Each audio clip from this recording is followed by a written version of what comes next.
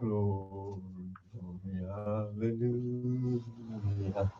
His truth is marching on. Born across the sea with a glory in his bosom that transfigures you and me. As he died to make men holy, let us die to make men free while Christ is marching on. Glory, glory. Make our mics hot. Make our mics hot. Glory, glory, hallelujah. Come on, Chuck. Glory, glory, hallelujah. His truth is marching on.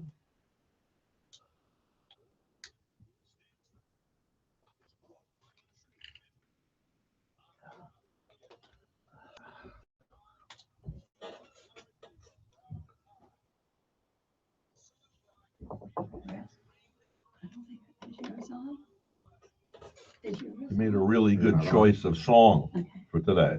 This is so appropriate. Thank you.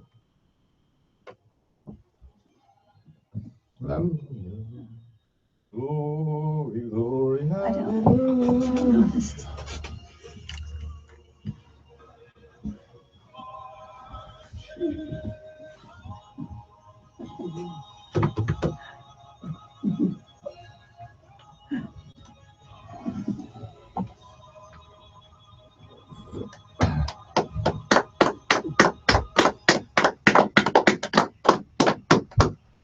Yes, yes. Ladies and gentlemen, I want to thank Sparky. Thank Sparky. That was a very appropriate song to start the day off. This is Memorial Day. This is not first and foremost the hamburgers and hot dogs we're going to have later today with friends and family. This is a day to remember our heroes, remembering our fallen heroes. Can we say a pledge of allegiance to the flag? You want to lead us, Pastor Demsick, here? Okay, everybody ready? Hands across the heart. I pledge allegiance to the flag of the United States of America and to the republic for which it stands, one nation, under God, indivisible, with liberty and justice for all. And now a moment of silence for our fallen heroes. Remembering this is not just a perfunctory act, folks. And I'm not saying that you think that way. I'm talking to myself first, and to remember. Remember, Rhett. Somebody really spilled their blood. Gotta have no idea. Let's have a moment of silence, right?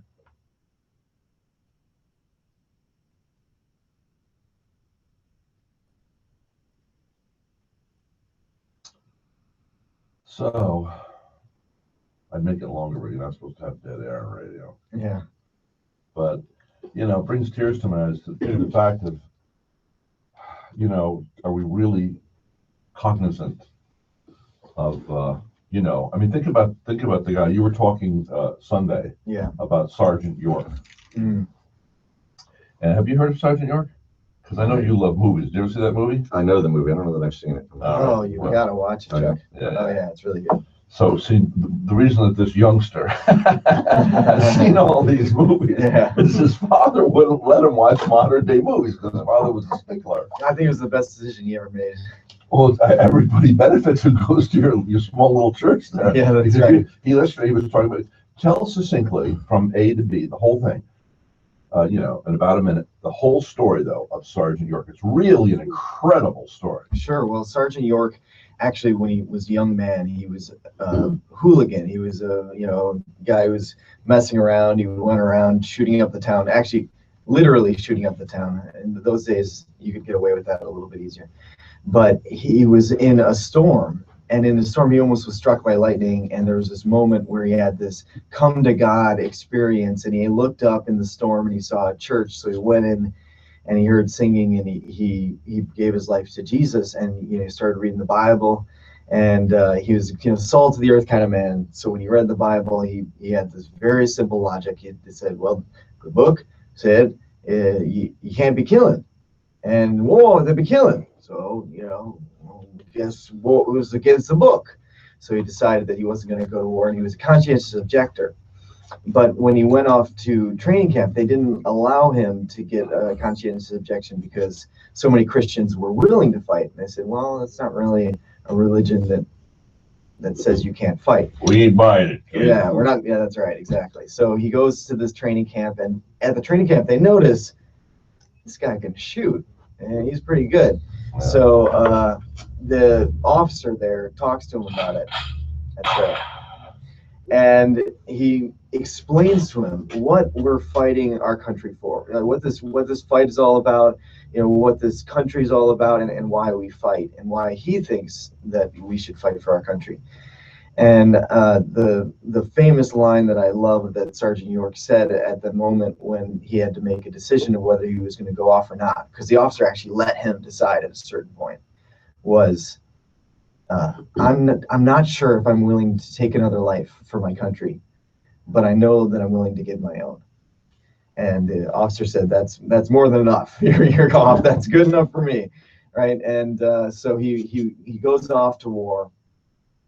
And as he was there, he's seeing these turrets that are taking out all of these brothers in arms, all of these different men. He's watching them as they're killing all these people. And he thought, if I can just take out these turrets, I can stop some of the killing. Now, a turret is one of those guns that's protected by metal, and they're killing multiple people. That's right. And he learned a little trick when he was in a turkey shoot, that if you do a turkey call, that you can get the turkey to bob up his head, and then you can shoot it. You get a clear shot. Uh-huh. So he's out there, and he sees the guns and the turrets and everything. Don't tell me he does a turkey. He makes a turkey call. And of course, the guy who's in the turret, what the, gets him, right? And he clears out the turrets, and then he ends up. Also, the guy sticks up his head. The German guy sticks up his head. He said, "What is that?" And gets him, right. Here's this country hick. That's right. That's right. Yeah, we have a live turkey in the audience. Anyway, so he ends up capturing a whole group of the German army, and he is awarded the Medal of Honor. And the guy who pinned it on him said that it's the first time that an officer was or a soldier got the Medal of Honor because they didn't want to kill. And that he was against killing the first time. So, but anyway, it's just an amazing story. And he's an amazing man. There's so many stories, honestly. I mean, yeah, when you see that movie, he's always in the, what do you call those little holes they dig? Like a Foxhole. And he's always reading Trenches. his little tiny hand, pocket Bible. yeah, I remember that as a boy, long before I was a believer yeah. in Jesus. That movie is a great movie, very well done. Saw a movie. I think you've seen it. I don't think you liked it. I think our other reviewer gave it a good thing. Well, there's 3 reviewers we got. We got this fellow next to me. Then we got Dalton, and then we got you. And I think it was Dalton that saw the movie with who's the handsomest guy in film today? He really should do more romantic pictures, I think. If I was his agent, I'd say, this is what you're doing, George Clooney. George Clooney. I think that guy is a handsome guy. Is he not? Yeah. He's a handsome. I mean, I saw him, I said, he's missing the mark here. I mean, this was about a year ago. I said, this guy, if I was his agent, I mean, he could be in, we could have some romantic classics. George, if anybody out there listening knows George, and you're only 6 people away, so probably somebody out there I'm talking to in this town probably knows George. Tell George, Rhett Palmer, the mayor of the Airways, said, make a romance. I'm telling you, there's a classic waiting for you. But anyway, so what's the movie that I saw? Was it Money Monster? Yes, or something like that? Yeah. Now, what do you think of the picture? Oh, you're right. I didn't like it. Okay. Why? Why? I thought it was miscast. I thought Julia Roberts was terrible in it. She had a part that just didn't play anything. Anybody could have done that. Yeah. It looked like she had the script behind her desk and just read off of it. Miscast. He was terrible in that movie. Really? You think so? Yeah, I thought it was terrible. Did you see it? I have not, but I would have thought just from the trailer that would have been a good role for George Clooney. My opinion, but I mean, a lot of people seem to like it, but I didn't like it. My wife didn't like it. Okay, that's the thing about George Clooney. He's really good at talking. Now, here's what I'd like to say is that you bringing up Sergeant York. Yeah. In the days of old, it's like the writers for movies. They had, and you're responsible for this, by the way. It was the content of the character, the content of words. The what they would do is they would use this to weave in some essence of truth or code of ethics that they had within their bosom. Yeah. You were talking about Sergeant York in church yesterday. I was at school, which it is, ostensibly. But It's just more fun. recently, you spoke about I could have been a contender. That's right. I could have been somebody on the waterfront with Marlon Brando. Which is what I am. But once again, the most important thing you brought out is something you notice, but until it's like an artist, until somebody notices something or shows you a corner of a room, or a photographer or an artist paints it, you go, wow, they put a focus in it. And once again, it was, who's the guy who played the preacher in On the Waterfront? Carl Malden. Carl Malden. Yeah. The great Carl Malden. Yeah. Who, had a nose that was bigger than life. He was not handsome. Good acting. He was not handsome, but he was handsome because of his internal character. And in the movie, they want to keep the union, or not have the union, and the non-union workers. It's a big battle because at that time the corporations were taking, in case somebody doesn't know history, were taking advantage. And whoever has the power takes advantage. So today we have the unions taking advantage. Back then we had the corporations taking advantage. And so this one guy was speaking up against the companies, and of course one of the guys working for the company pushed him down a hole and killed him. So this preacher comes and gets down in the hole, and what happens? Well, he gives one of the best speeches in cinema, where he talks about Jesus being on the waterfront. And they said, "Get back to your church, preacher." And he says, "This is my church." And his boys, this is my church. And this is a crucifixion. Yeah. It's not just Jesus. You just crucified this guy. That's right. Yeah. But it's such a great spot in the movie. And so I was thinking of that. And I was thinking of this movie that I said with George Clooney, which is Money Monster. Money Monster. What an opportunity for somebody. What an opportunity for somebody to really write some words here. Like, I don't know if I should give it away on the air what happens to the guy. I guess I won't. But, the young kid. Yeah, don't give it away, because I don't want to know. Okay, well, he could have said some stuff. You're talking about in Money Monster? Yeah. Oh, yeah, there's The a kid lot of could've missed said opportunity something. in that movie. Yeah. I mean, here we're sitting, and I have to say, you're an amazing writer for a guy that runs a restaurant. Well, and I'm a horrible writer for a guy who doesn't run a restaurant. And I think Backhanded compliment. I gotta tell you something. Right, yeah. I gotta tell you something. I'm pretty proud of Rhett, because I think the town's forever recognize the town. Now, we were hanging out, and we've been hanging out for years talking about movies. So a few years ago, I said, "Why don't you write a little piece?" Poor Chuck comes up to the table. So next thing you know is he's writing some reviews for movies, and he's outside of Majestic Theater one night with his friends, and they're all talking, blah, blah, blah, blah, blah. And he goes, I hate doing that review. I'm not going to do it anymore. I have to go home, and I have to do the research, blah, blah, blah. And his friend, whoever that is it your friend that I know that's in the tax? Yeah, my friend John and my wife. Okay. Yeah, and they said, why don't you write like what we're talking about here? And suddenly it freed Chuck up. Yeah. Which is what we all need to go to, that spot where we're free. It's just like doing radio. If you think about, people come in here and say, if you think about doing right radio, you're going to sit there frigid, you're going to be shaking. But if you just go to your heart, Obama could walk through the door right now and say, wow, what do you do, the President of the United States? First I said, what's it like sitting on that toilet in the morning knowing you're just a man with clay feet and you have the most powerful seat in the world? Oh my God, we can go, this is a mistake. So let's put together a committee, because I can't handle this. And I think I was actually thinking that once Rhett and Barb read this, they'll ask me to not write anymore. But it turned out the other way, that Barbara and Sandy, who is our number 2 graphic artist, and also they were tickled and they laugh at his stuff. I don't know if you read some of his stuff. I laugh at his face. I mean, just kidding. That's a whole new career. Yeah, right. But it's like if you had that movie, I know you would have written some. You would have gone to a place, and that movie was a vehicle that could have been it could have been a contender. It could have been something. But instead, give me my echo, please. My echo. I could have been a contender. It could have been something. All right. that sounds very echoey. Okay, you It was didn't kill the echo. Yeah. But, you know, it could have been something. Was there no motivational speech in it? Because that's what I thought it was. It got to be building up to a great monologue. I think Well, that they they were tried. trying. Yeah, they tried, but it was amateurish, I thought. Yeah. The dialogue was kind of, and the situations they were in weren't realistic. I mean, if you have a hostage situation, Julia Childs isn't, I mean, Julia Childs. Julia Roberts. Yeah, that was a good one.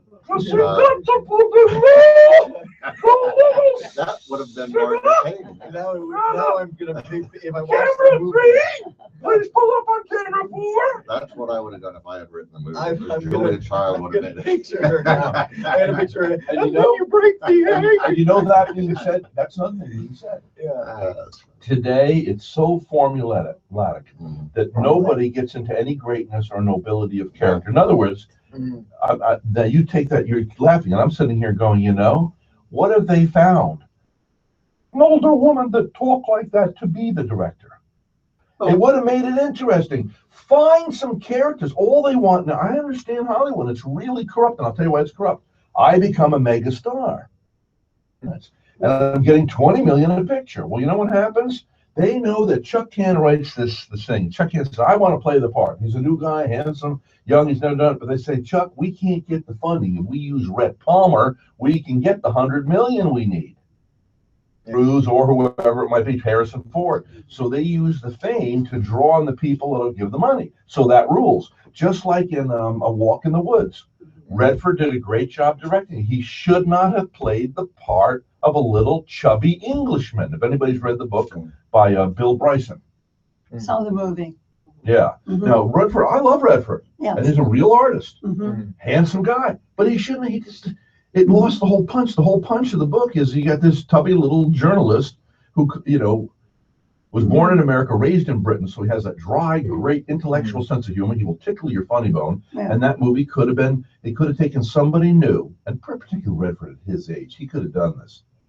They didn't have to use Nick Nolte, but he could have used Nick Nolte and used this other guy, and they could have had a movie that was a classic. Mhm. You know, I Yes. mean, look at what's his name, who weaved him. Who's the best actor in the world today? Do you think? I Leonardo. would actually say Christian Bale. Christian Bale. Oh, he's amazing. I'm thinking of the guy Tom Hanks, because Tom Hanks is kind of like, Especially in The Terminal. I just want to say this about that, and I thought he was a regular actor. Who am I thinking? Who am I doing? Jimmy Stewart. Jimmy Stewart. Yeah. And he was your everyman. Yeah. Tom Hanks, very good. Yeah. Tom Hanks is your everyman. Yeah. He's not the handsomest guy in the world, is he? No. No. No. He's a regular guy. Yeah. But he's fantastic as the regular guy. Yeah. Yeah. And, you know, so what stop the pretty boy thing. Somebody have the guts to make some films with some real people. Where's Well- Fellini? Where's Satyricon? Christian, think- Where's 8.5? I would say Christian Bale, as I was using as an example, the best actor. He is a good-looking guy, but he's not afraid to play a role where he isn't so good-looking, like The Fighter, where he played a crack addict and he really looked like he was a crack addict. Yeah. You know, he looked skinny and or when he played The Machinist. In The Machinist, he was this guy lost. He went down to like 140 pounds. He's 6'2", went down to 140 pounds or something like that for the movie. He got super skinny. If you're in charge today, and a guy came in and goes, "Well, I got a little bit of a lisp. My manager wants to change it." And he was going to change it. I'm going to get my lisp fixed. This is what he told his agent. And his agent said, "Don't you dare touch that lisp." And his name was Humphrey Bogart. There again, not a great looking guy, but boy, who had the sense to pick him? We got to take a break. We'll be back. Remembering our heroes today, ladies and gentlemen. Today's broadcast brought to you by Route 60 Hyundai. I just saw The African Queen again. Boy, was that Such a good great. movie. Yeah. Oh, And What was? Catherine The Hepburn. African Queen. I love to get my Oh, Catherine Hepburn. Yeah. Every time I think of Catherine Hepburn, I think of a skit. It wasn't actually Catherine Hepburn. It was a Saturday Night Live skit, but it was like this. They were at a Hello, restaurant. how are you? Why? I want my $5. I returned her safely. Okay. Will you help? Well, physically safe. Good morning. Hi, how are you? How are you? I'm good. And it's- Thank you for getting up early and being with us. No, I'm sorry that I couldn't be here sooner. Okay. Beverly, I'm going to have her take your spot. If you no don't mind. problem. Mhm. So for some reason, Katharine Hepburn was in a restaurant and like recognized someone that didn't recognize her in the skit. But it's you like- teach this young lady And I looked at her and said, how to do what you do. You have an "Don't you iPhone? know me?" And she I just do. smiled and She's said, going to show you "More how. You can mustard, grab one of our extra please." headsets. You can listen to the broadcast. Now, it is about a. More mustard. How much of a delay is iHeartRadio? How much of a delay is it? Oh, it's About 18 seconds? 20 no, it's more than Oh, that. Sounds like a minute and a half. That much? Oh, my word. Well, anyway. We actually did this the other day, Rhett. You We don't need to actually do it stood in here, back but there. she'll show you how you can get on your phone, and wherever you are, you can listen clear as a bell now, Okay, great. which is kind of cool, you know? Great, yeah. So, Kate Pearson. Did you see, Kate, talking about Tom Hanks, Larry Crown, it was kind of Yeah, I a saw that. It was non-movie. kind of a dud. It was a dud movie, but you're talking about a guy Which who, one? it was a movie about Larry nothing, Crown. really. The guy Yeah. just lost his job Larry and went back Crown. to school and, was a cook. No, I never Yeah. saw But it. Tom Hanks made it a better movie than it probably Because really he's an excellent was. actor. Because that's what I was gonna say. What was yeah, the one where he was like him. a senator or something? A few years back. yeah. That was about like his life, and he was kind of a wild guy. I don't remember that. Oh man, it was good. You know, I've learned to respect you, because remember the time we went to the movies, I went with you and John, and I went, "Oh, this is great." And you were like, and you brought me so down, it's like, Yeah, he just no. left. He didn't even say goodbye. well, I was like so He taken just- aback. I didn't like it. He liked it. And he just turned around and walked away. Why As not? I last said, we "Good night, saw it. guys." I was so disenchanted. I was so, but I've learned. So you want to be? Do you want to be just agreed with? Do you want that? I mean, maybe That's what Barbara says. You just want somebody. You just need a 25-year-old that agrees with everything you say. Because John even turned to me and goes, Do you think he made him mad?" And I said, I don't think so. And then I saw you the way you were walking to your car. I said, "Yeah, maybe he is." And I said, "I don't know why you would get mad about whether I like the movie or not." But Charlie Wilson's War. Well, you were Oh, right. yeah. Charlie. Yeah, I like What do you that think of that? Oh, I thought it was really good. Yeah, he was about that movie. We're off the air, by the way, for 5 minutes. We're in the news, he so. did such a good character in that movie. I feel like Look at that we should heart watch in the middle of the movies guitar. together. Because because- it's super cool. What Kate and I do, never saw that before. yeah, what Kate and I do after we watch any movie is we just break down everything we like. Yeah, that's what we do in the parking lot of every movie. We We're do out that- there for an hour and a half. Yeah, we do that in the parking lot too. Yeah. Yeah.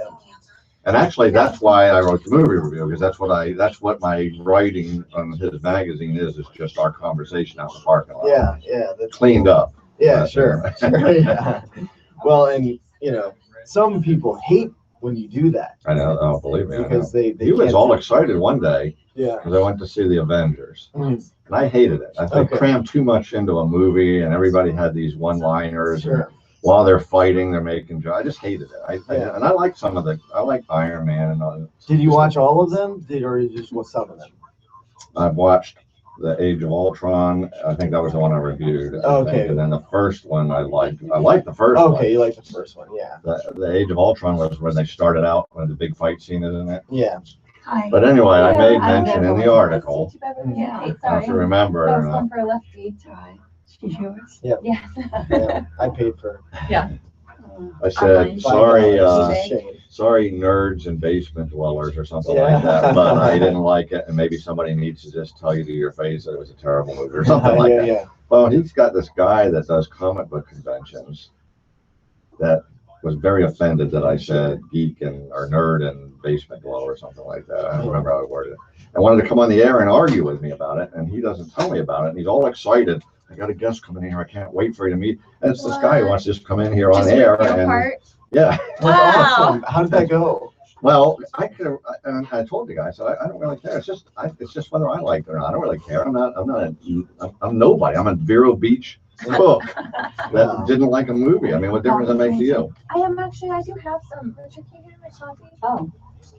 You brought it. I didn't know if I could put it up here. Thank you. Okay. No problem. But anyway, it was diffused, and then he ended up, I mean, he was an all right guy. I ended up Yeah. talking to him off air, and I liked him. I mean, it's just, Sure. I mean, it was interesting. I don't know if I liked him, but he was an interesting guy. Yeah. But I think you wanted to get into it, and I think Rhett wanted to sit back and drink coffee and Of watch course. this big argument. Yeah, of course. But it wasn't. Yeah. But I thought it was just odd that you got that offended by Yeah. a Vero's Voice movie review from some guy that nobody knows, you know. This Yeah. is the age of getting offended. Yeah. We'll get offended by everything. Well, and I said something during the interview. I can't remember how it was worded or what it was said about where do you live or something like that. And he did say something like, well, I live with my mom, but that doesn't mean any, I know it's just a stereotype. Well, and you're it is telling a stereotype. Well, because the comics are definitely becoming more and more pop culture. Sure, So yeah, this is sure. interesting. You're serious? But I do think it's funny that you did happen to fit into the nerdy stereotype. People aren't even offended by that, I don't think. I wouldn't be. I mean, I definitely consider myself a nerd. I think we all have Oh, yeah. some form of Nowadays- A nerd female? A Oh, yeah. female nerd, yeah. Oh, She, she's a pretty female nerd. yeah, all my nerd friends are very jealous of me. Because she's not only pretty, but she also likes all the nerdy stuff. Do you watch Big Bang Theory? I do not. I wanted actually. to. Oh. It seems like it's right up my alley. I've Yeah, never watched there's a it. scene that cracks me up because they always go hang out at a comic book store, Yeah. run by a friend of theirs. Of course. And they brought their neighbor Penny, who's the female She's character, the, and she's very attractive. blonde, yeah. And when they were in there, it was real quiet and everything, and she was like, "What's going on? What's this?" And they go, "Well, I don't think they've ever seen one of your kind." That's hilarious. I Yeah. really do want to watch. My brother really loves that show. It's very funny, well written. The guy who wrote 2.5 Men and a couple other Okay, oh, I sitcoms, love yeah, and he's I don't know if he's a writer or he's a producer or something. But He's part of it's very well written. It's funny. And they make fun of themselves, which makes it funny. Yeah, They know they're exactly. nerds. Yeah. Well, I think that's, yeah. Nowadays, Anything. it's becoming She less and doesn't less. have it on. She can't. She doesn't have the app. I'm gonna go to the Verizon and get it. You just go to your app store Yeah. and it's free. Okay. But we'll work that out later. But I'll tell you what, that headset, Yeah. let's bring that headset in and replace this one with that. I agree. Sorry, I God was bless about to you. do that on air. Okay, we're coming in now, Beverly. Yeah. We're gonna be live. Please turn off your radio.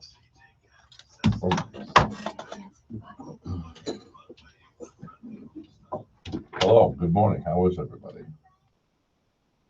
Good.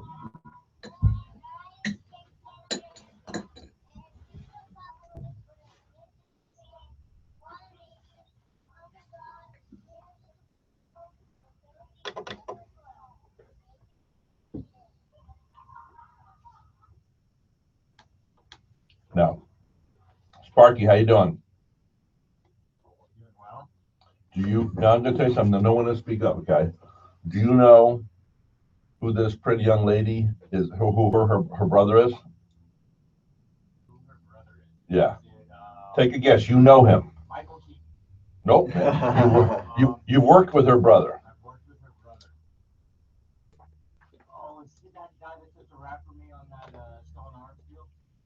Yes, yes, and that's the guy. You can't believe this. That's Noah. Yeah. That's Noah's sister. Oh, you told him? No, I didn't tell him. I didn't say anything. Oh, okay. You never knew Noah would look so good in a Yeah. ponytail, did you? Well, good morning, everybody. Yeah. Enjoy my Cheerios. No, Noah's a flatulent. Poor Noah. I hope he's not listening. Did you tell your mom that you're going to be on the radio today?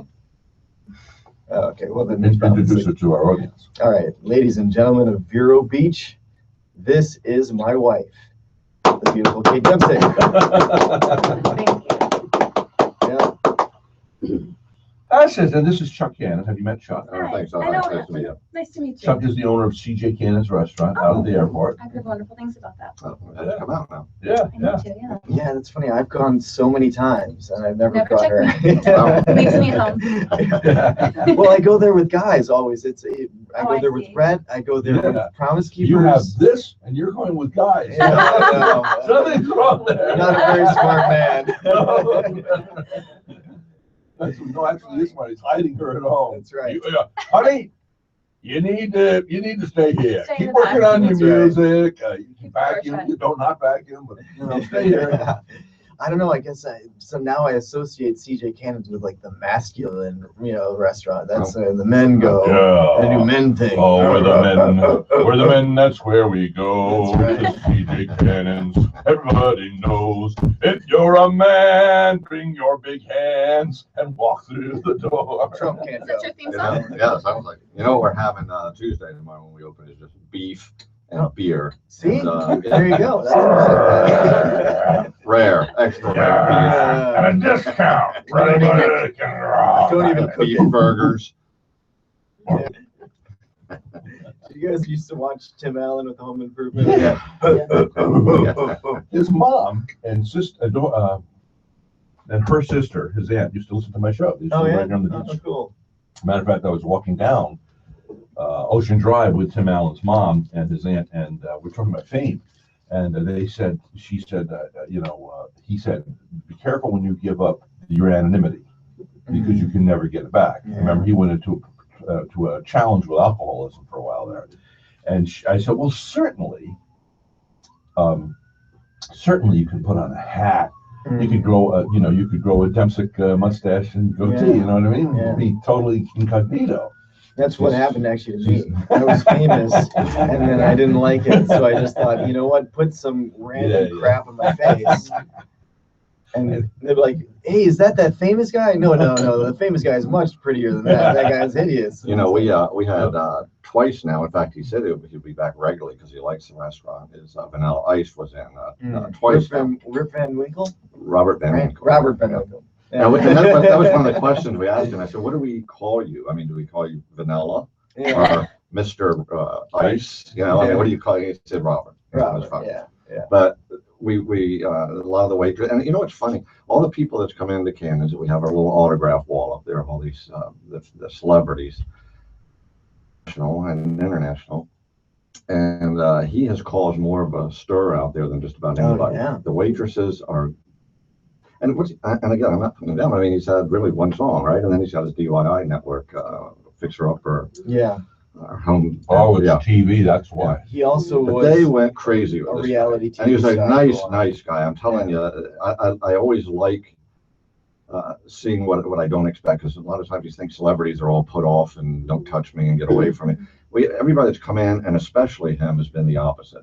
He takes pictures with everybody, he sings, he does everything. Oh yeah, he's just a super nice guy.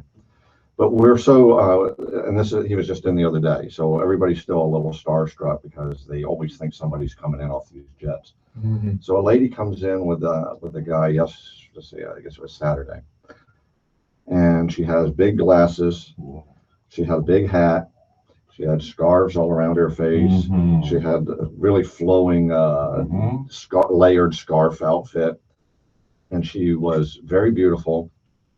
But she carried herself like she was somebody. And the guy that was with her had big glasses on and acted like her assistant to me.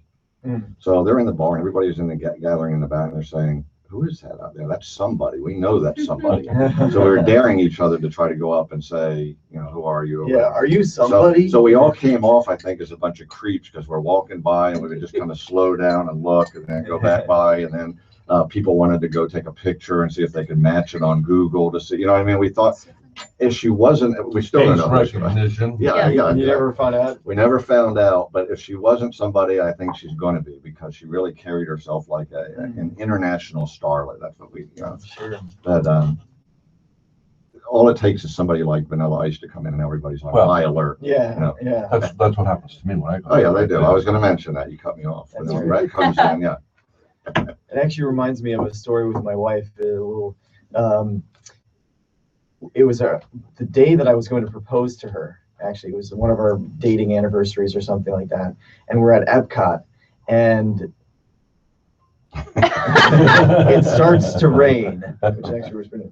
It starts to rain, and we're trying to get into this nice Italian restaurant, but because so much of the outdoor seating is outdoors. Because of the rain, they can't do it and everything. So much of the outdoor seating is outdoors. Yeah, well, yeah, okay. A little redundant. So much of the seating is outdoors. So they were like, "Oh, backed up, can't do it," and everything. Yeah. That's how we felt. My wife. This is boring. Yeah. It's not over yet. Hillary can still big putt, us. We can do this. We can win. So I go to I tell Kate's upset. She starts crying actually. And it doesn't take much. I cry very easy. Oh. She's a crier. She's a crier. But I'm a big crier. she's crying and everything. And I think, oh man, I can't propose if she's gonna be crying, but out of sadness. So she knows this is coming up. No, she doesn't. No, I really didn't. There was a time earlier in the day that I had suspected it because I told Richard pretty early into our relationship actually that my dream was to be proposed to. Not the first day. My dream was to be proposed to in front of Cinderella's castle. I was a big Family Matters girl. That was one of my favorite shows growing up. And in the show, so it's like Steve Urkel becomes Stefan, right? And he proposes to Laura. Spoiler alert, at the end of Family Matters, Stefan proposes to Laura in front, like on Cinderella's castle. And I watched it as a little girl, and I wanted that. So there was a time in this that we were by Cinderella's castle, and I thought maybe he'll propose to me, and he didn't. So at this point, the day was almost over. We were at Epcot. He did not. So I had a plan. Oh. He had a plan. So I really did not think that he was going to propose to me at this point. I thought Cool. we were just That's gonna good. eat it, That's go good. home. That's good. Okay. Yeah. So you're kind of hurt inside. No, I was just sort of like, all right, it's not happening. I had kind of told myself beforehand that I was not going to let the day be ruined if I did not get proposed to. I was going to still enjoy it. Now, how long had you two? This is called the microphone, right? How long had you two been dating? 6 months. Yeah, it was not a long time. Okay. Not a long time. So what happens then? Well, it was a really long day. It was we've been walking around. Richard has really bad knees. I have a bad ankle. So we were at Epcot. I really wanted to eat at Italy because I love Italian. Get married now. We got to take care of each other. It was pretty bad. And so the rain started pouring, and I was carrying all of our like shopping bags, and I was drenched, and I was sore, and I hadn't gotten proposed to, and I was just kind of like Crying. In that moment. It was very sad.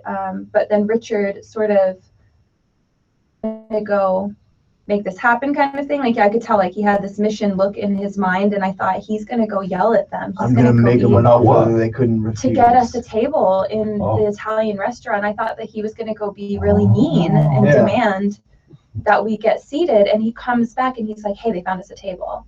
And so I was thinking, I don't know what Richard did, but you'd already called head. No, probably really mean to them is what I was thinking. It's great because Italians are a beautiful, beautiful people. Yeah, very emotional. So I have $100 bill in my pocket, and I'm like, I'm gonna get in because I'm gonna, grease the waiter. Is that what they call it? I mean, grease their palms. Grease their palms. Anyway, so I've never done this before, but I'm gonna do it. So I go up and I say, hey, is there any way we can get a table? Wink, wink, right? And he goes, no, I'm sorry. He's like, well, see, the thing is, I'm going to propose to my girlfriend. And he said, all right, you got a table right away. We'll get you incentives right away. And everything. And I took the $100 bill and I put it back in my pocket. Okay. Hey, man, it's a good day. Get the bros in. Keep the cash. Exactly. So I go back to Kate. I'm like, we're in. We got it. Well, the problem is they think we're going to propose there.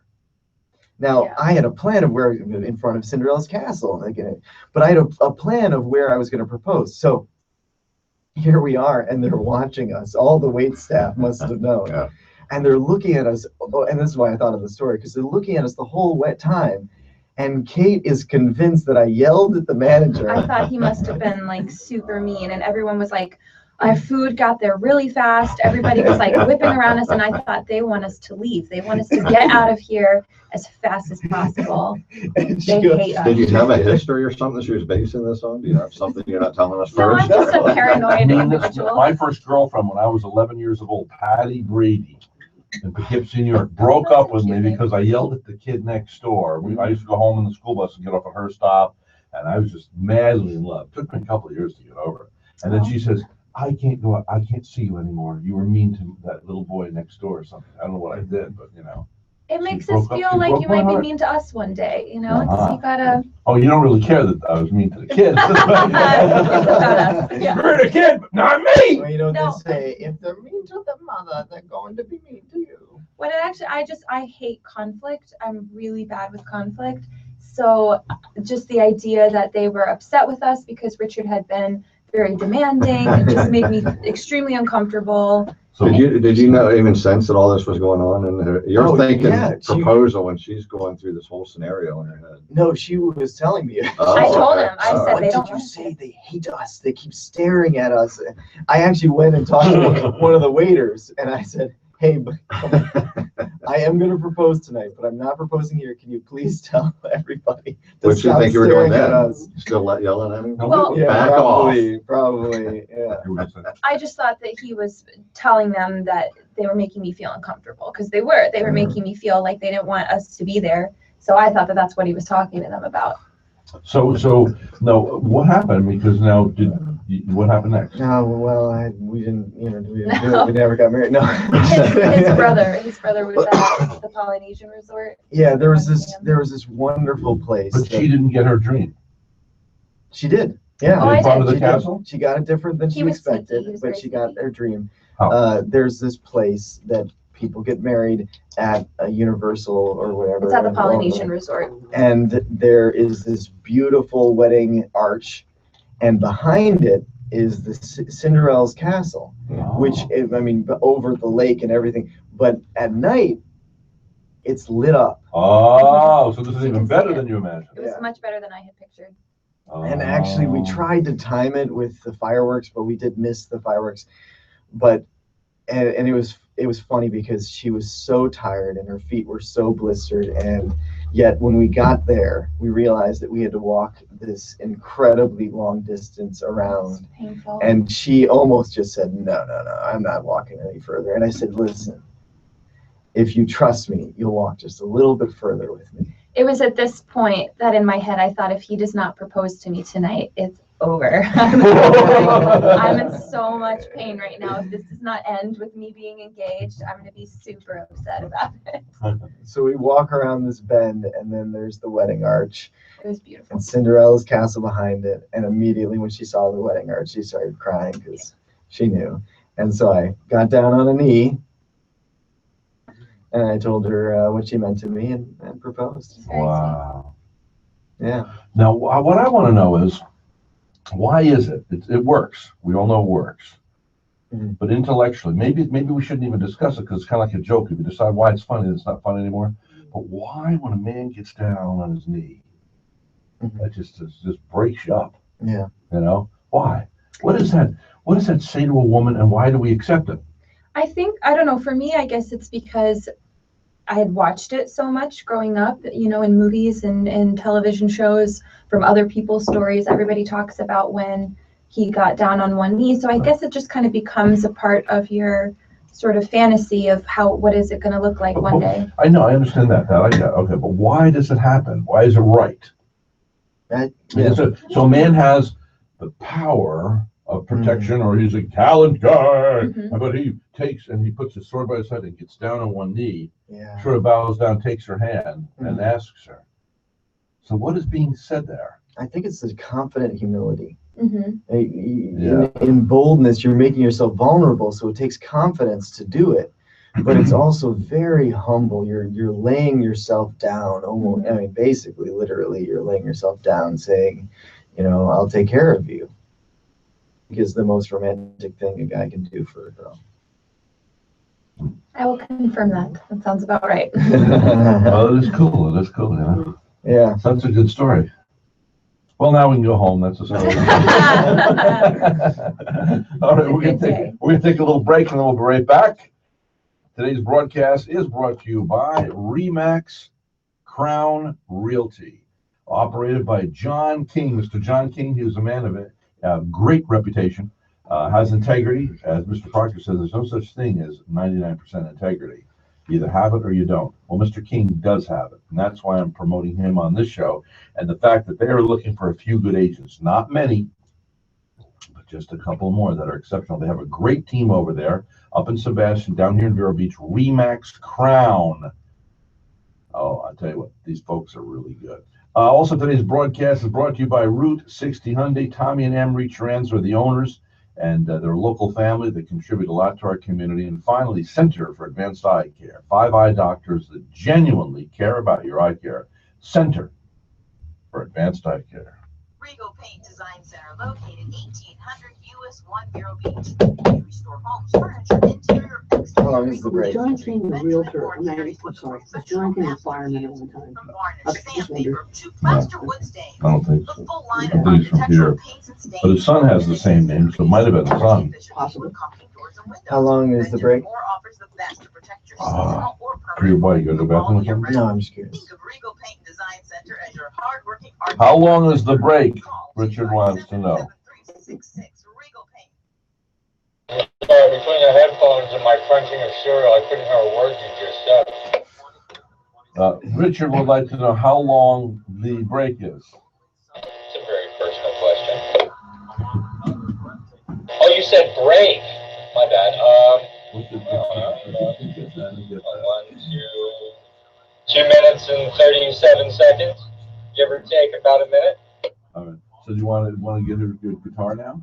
Or do you Sure. want to wait? It's up to you. Maybe we should wait till the next segment because there's going You to be mean to the 9 news. o'clock thing? Yeah. Okay. Why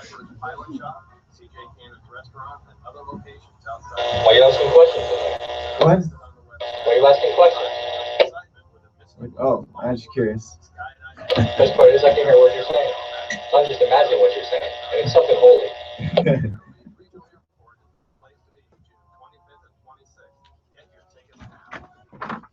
It's all holy and godly, whatever you're saying. Well, you put your iPad into that. Chuck's daughter. I put the, show him, I put that on. I just saw that. Yeah, that's nice. I forgot. That was a nice picture. That's very nice. By the way, you look great in Oh, the so, 80s yeah. prom. That's Chuck's daughter. You look great in your 80s prom. High school? Or the revisit of your I 80s just prom. graduated high school. I thought she should graduate her, Beautiful. her AA Yeah. semester That's in wonderful. July, yeah. My iPad, it works.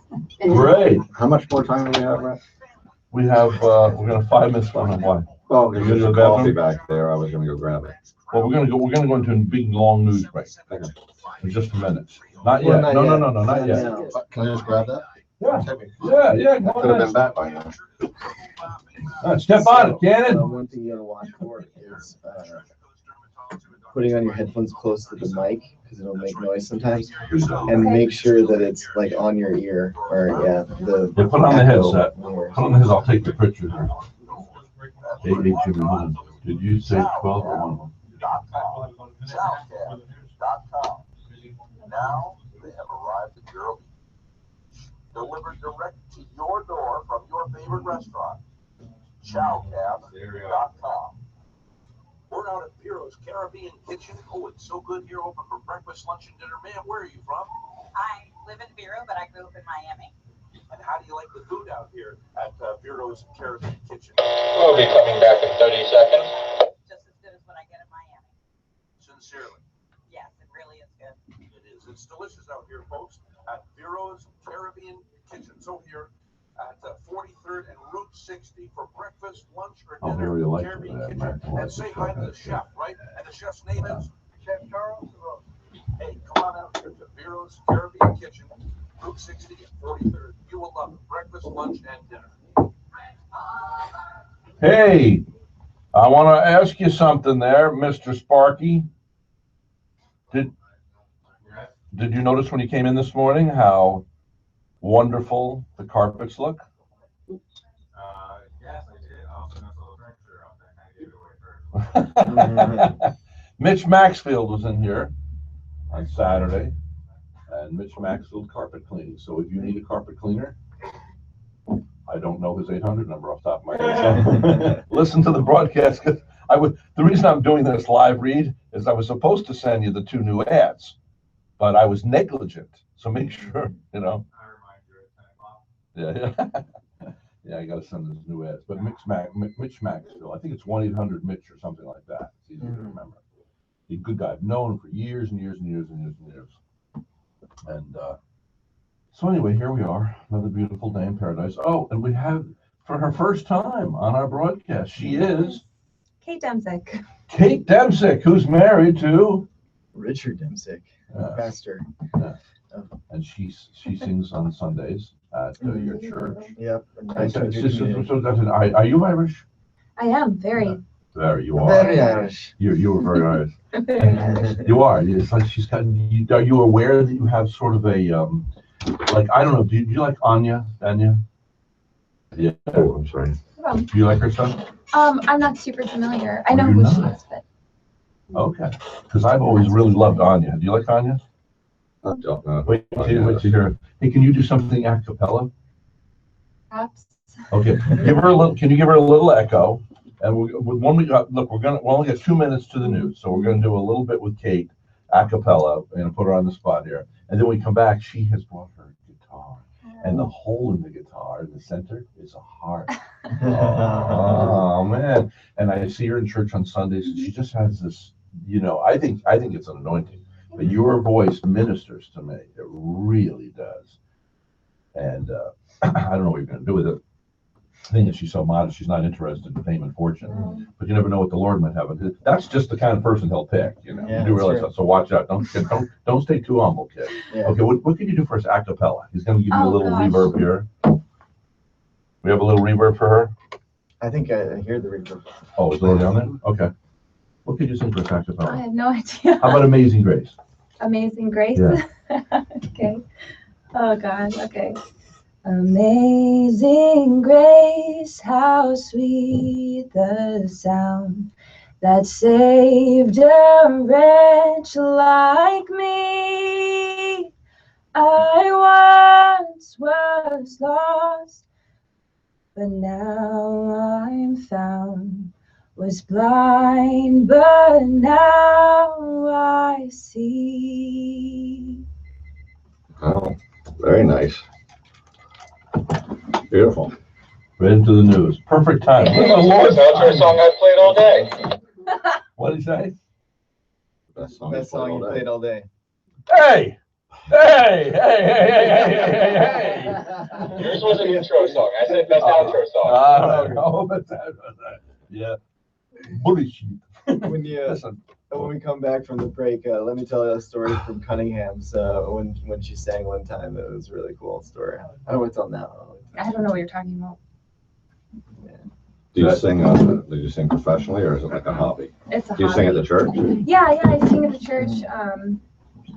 I've been singing, I don't know, I guess my whole life, if I'm honest. I started taking lessons as soon as I could, but I guess that didn't happen until about 13 or 14 years old.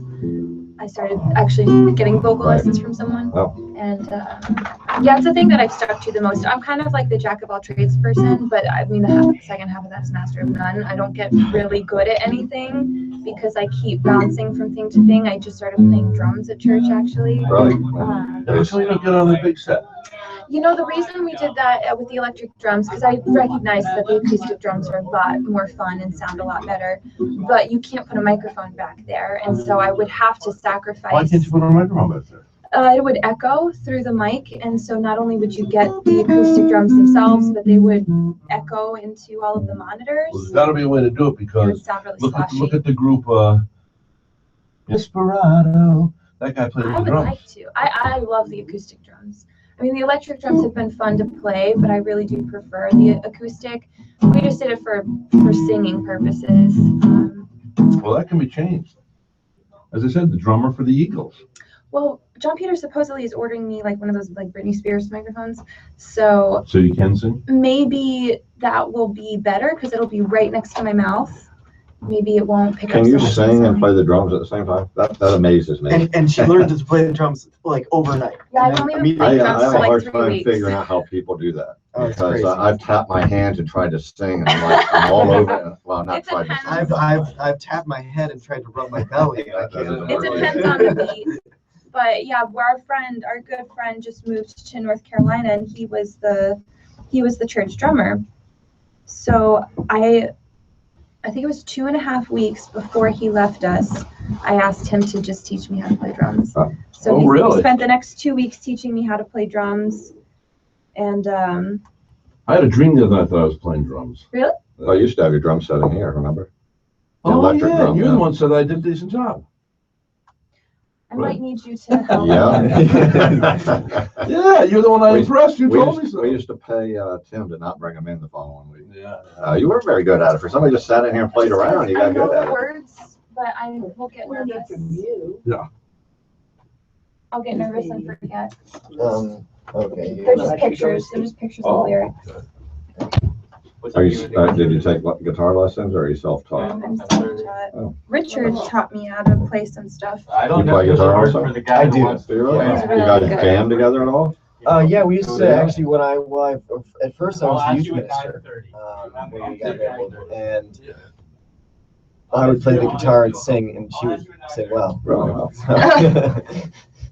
Yeah, I that'd be cool. definitely, I mostly just sing. I'm not a big, like, this is gonna be rough. I don't know why Rhett wants me to do this. I used to we used to like play at like some open mic nights. And Really? so, So you play, I guess in front of the church or in front of an audience too, so I guess. yeah. Do you play at church? No. No. I haven't played actually guitar for 2 years probably. I mean, beyond maybe for 2 seconds, but Really? See, if I could play anything, I would do this all day. Well, I learned how to play guitar because I love singing so much. I want to be able to play to accompany myself. If I don't have somebody who can play Don't guitar, I mind me, want I to be just able to do longingly it. look into the room where everyone's having fun. You're by yourself. Oh, through the you know, Oliver window. Twist in there, you know. I'll go with the Oliver Twist. There's way better than the analogy I was going to come up with. It's like Boy in the Bubble or... Oh, cool. Like the John Travolta one? As long as it's not The Mask. Okay. Which is awesome because I can bring up all these like 80s movies I've seen and you'll probably know them. I will. Yeah, that's true. Yeah. Well, not a lot of people have seen Boy in the Bubble. They're talking about the John Travolta movie. Oh, come on. I used to watch that thing like at least 3 or 4 times a year when I was little. Really? Huh? Oh, wow. It was on like TBS. Or Yeah. what used to be TBS before TBS was TBS. Yeah. When it was... No, it was still TBS when it was Turner Broadcasting System. Yeah. Service. Whatever the S Wasn't the TBS originally the old movie classics? Wasn't that, or wasn't that? And then Ted Turner colorized a lot of them. Wasn't that like a big scandal or something back then? I don't know. It is. I gotta go It's back to my been hall. very different controversies than we have today. Yeah, I know. There's color now. It's like the Well, controversy. didn't he colorize some of the classic movies and Yeah. people were upset by that? I think so. You know, I wish they would go and colorize the classics nowadays because so many people won't watch them because they're black Yeah. and white. See, I I don't enjoyed care. some of the black and white. The Yeah. Birds by Alfred Hitchcock. I Yeah, love that Kate, movie. that's one Oh. of Kate's favorites. We went to Bodega Bay in California, which is where they filmed The Birds. Oh, really? And the church and the schoolhouse are still there. And they just have a little plaque. It's not a big deal. I mean, it's just like dry, and it's a They don't very make it a small little huge- town. The gas station that they blew up with the bird, that still is there, but that is a little more. I mean, they put it out there that They this put is it it. out They've got all the pictures on Made it, but it it's just a more restaurant, touristy. gas station. Yeah. Yeah. But right down the street is the church and the schoolhouse. Yeah. And the kids were running down the street, remember, from one building to the other. Yeah. But in real life, they're right next door to each other. And Oh, in the really? movie, I always crack up now because I'll see them running and birds are chasing them, and it looks like they're running, a block and a half down the road, and it's right there. But it's just Yeah. two little buildings there. But I don't know why I was saying that. If that was in color, I don't think I'd enjoy it. You know what I mean? Something kind And of they're talking about remaking The Birds, and I'm actually not It's a excited little more about that. eerie with it being. Me too, I think so. Black You don't Well, I don't know if you watch any horror movies that much, but Night of the Living Dead, if that was in color, you think it'd be that good? I'd love it in black. I love it in black and white. Horror movies are like my Yes. favorite genre. Oh, okay, yeah. Horror and Disney. Those are my And two. Disney, yeah, well, two good choices. Two weird choices. That is kind of weird, but it is. Yeah, but that's basically my personality in a nutshell. So Okay. Well, Yeah, I always laugh about that. When I get home and my wife's watching something, it's almost always either horror. they're Or either a Disney flesh-eating zombies or Cinderella. Yeah. Which of course means her favorite movie is Nightmare Before Christmas. Nightmare Before Christmas because it's Disney and horror. Yeah, right. What you wanted to do that? I'm actually doing Bob Dylan songs. Oh, you know what? I'm gonna do Mr. Tambourine Man, Oh, but I've good. got it capoed way up high, so it'll be it's modulated for me. It's probably gonna be. Are you terrible. playing the American Life of Chuck? You're gonna have to stay on. Are you that. playing the American Life of Chuck? 'Cause I Okay. have 2 pictures. That's the second one. I'm probably gonna forget everything. All right.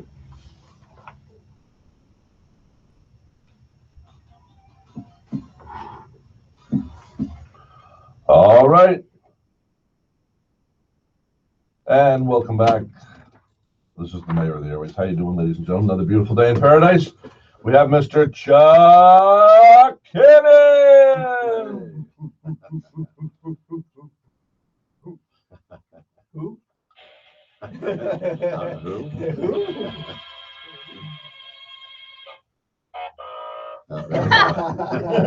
Don't let me feel too good about myself. Just a couple He's seconds. talking about the best writer that he's ever read any writing from a person that also works at a restaurant.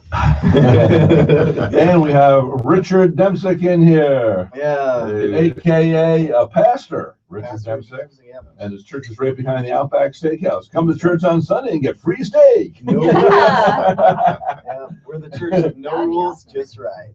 With what? I take on the motto of Outback. We're no rules, just right. I tell you what, you know, when you walk out though, you know, about noon.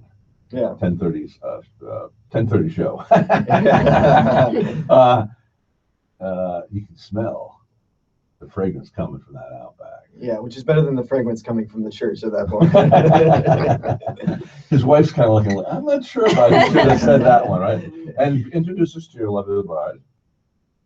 Wife, Kate Demsick, who is a hairstylist actually right here at Marks of the Point in Royal Palm Point. And she is also a wonderful singer. And she's going to sing a little something for us today. Sparky's going to put a little reverb on or something. And you're going to, what are you going to sing for us? I'm going to sing Mr. Tambourine Man by Bob Dylan. Okay. It's my favorite Bob Dylan song. It's probably going to be terrible because I'm nervous. So just heads up. Don't be nervous. I'm going to forget words and It's Memorial Day. There's only 5. You're only Okay. singing to 4 people in the entire good. city Well, of that's Vero good. 'Cause Beach. it's going to be awful. Don't say that. I'm just going for it here? Go for it. Okay.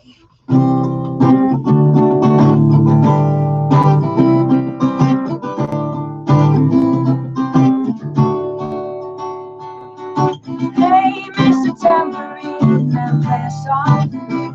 I'm not sleepy, there is no place I'm going to. Hey, Mr. Tambourine Man, play a song for me. In a jingle jangle morning, I'll come falling. Oh, I know that evening's empire has returned into sand, vanished from my hand, left me blindly here to stand, but still not sleeping. My weariness amazes me, I'm branded on my feet. I have no one to meet, and the ancient empty streets too dead for dreaming. Hey, Mr. Tambourine, can play a song for me. I'm not sleepy, and there is no place I'm going to. Hey, Mr. Tambourine, can play a song for me. And that jingle jangle morning, I'm falling. Take me on a trip upon your magic swirling ship. My senses have been stripped, my hands can't feel to grip, my toes too numb to step. Wait only for my boot heels to be wandering. I'm ready to go anywhere, I'm ready for to fade into my own parade.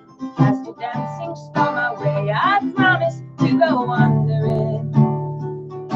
Hey, Mr. Tambourine Man, play a song for me. I'm not sleepy, and there is no place I'm going to. Hey, Mr. Tambourine Man, play a song for me. In that jingle jangle morning, I'll come falling. Though you might hear laughing, spinning, swinging madly across the sea, it's not aimed at anyone, it's just escaping on the run. And before the sky, there are no fences facing. And if you hear vague traces of skipping reels of rhyme to your tambourine in time, it's just a ragged clown behind, and I wouldn't pay it any mind. It's just a shadow you're seeing that he's chasing. Hey, Mr. Tambourine Man, play a song for me. I'm not sleepy, and there is no place I'm going to. Hey, Mr. Tambourine Man, play a song for me. little Jack morning, I'll go fly. Take me disappearing through the smoke rings of my mind, down the foggy roads of time, far past the frozen woods, the haunted, frightened trees, out to the windy beach, far from the twisted reach of crazy sorrow. Guess to dance beneath the diamond sky with one hand waving free, silhouetted. Circled by the surface sands, with all memory and fate driven deep beneath the waves. Let me forget about today until tomorrow. Hey, Mr. Tambourine Man, play a song for me. I'm not sleepy, and there is no place I'm going to. Hey, Mr. Tambourine Man, play a song for me. And a jingle jangle morning, I'll go far.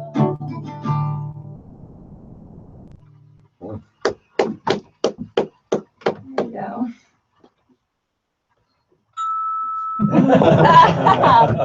Now, why?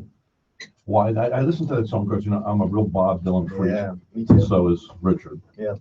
Which is kind of nice to run to somebody that's 30 years my junior, who's almost as obsessive as I am, maybe more or less. Kindred spirits. Yeah, kindred spirits. Yeah. I like Bob Dylan too, Rhett. No.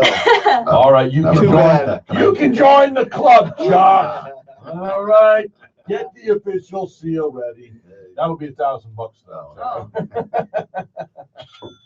I'll meet you guys out at Cannons tomorrow. We'll talk about it. Yeah. When I first introduced my wife to Bob Dylan, Yeah. because I was a child of the '60s, just born in the wrong decade. So I love all these artists. These are my favorite. And Bob Dylan was my favorite artist. So I would tell her about him, and I'd try to have her listen to the music and everything. And she didn't get it.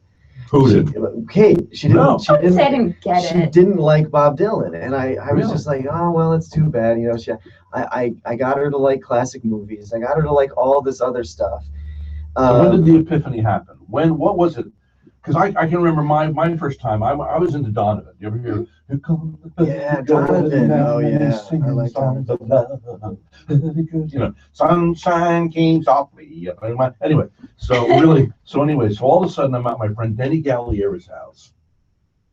I think 16 maybe, and all of a sudden, like a Rolling Stone, once upon a time you dressed so fine, 20 bumps a dime in your prime, didn't you? Good And impression. I was like listening to the radio. Oh my, who is this? And it was like, it was born again. Hey, That's right. I mean, so when did it happen for you that you decided you liked Dylan? I guess it wasn't that long ago, if I'm being honest. Yeah. So my mom was an 80s like headbanger girl. She went to What's headbanger girl mean? She rock.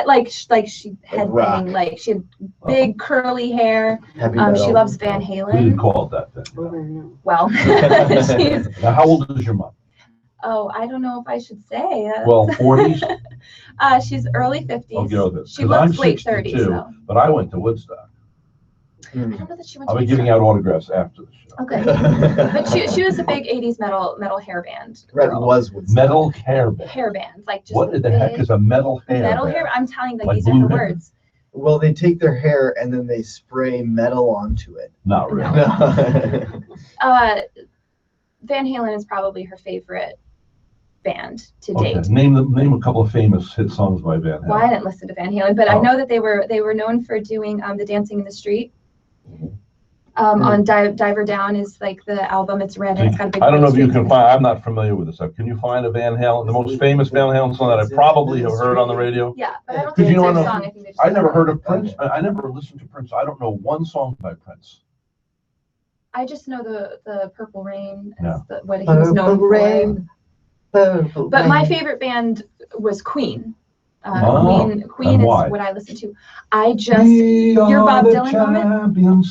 Your Bob Dylan moment was my Queen moment. My mom introduced me to Bohemian Rhapsody, Yeah. and I just fell in love. And they've been one of my favorite bands ever since. I feel like Freddie Mercury is my spirit animal, and I love him and his voice and his vocal abilities. What the hell is that? What did you do? Is she still chewing a bubblegum? My spirit animal. People are going, this girl is married to a born-again Christian preacher. She got spirit animals, man. A lot of people probably wonder. What's your favorite animal? Tiger. What's your favorite animal? Freddie Mercury. Mercury. I love Freddie Mercury. And so anyway, I've just Said he died of AIDS, didn't he? Yeah, he did. did. He very much did. Yeah. He very much, even just a little died of AIDS. He Very very much much died of AIDS. died of It is AIDS. sad. He's so Uh, talented. He was very talented. We lost a lot of people. Yeah.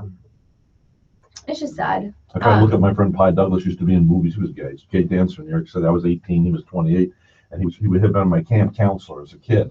He tried to introduce me to people in New This York is City. Van Halen. Oh, is it? Yep. Okay, we know this song. Yeah, Crank this it is up. Crank it up, man. I was dancing this Oh, this song is Jump. yesterday, Yeah. actually. Oh, I like yeah, this I song. really Yeah. was. I don't know why I couldn't think of this song because Robert has done this at karaoke. Like I said, we danced to this yesterday. 80s prom night.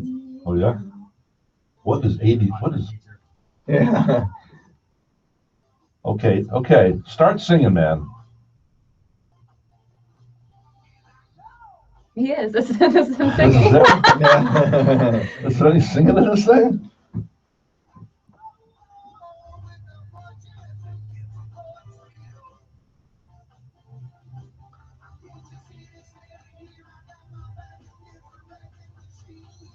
This is classic 80s.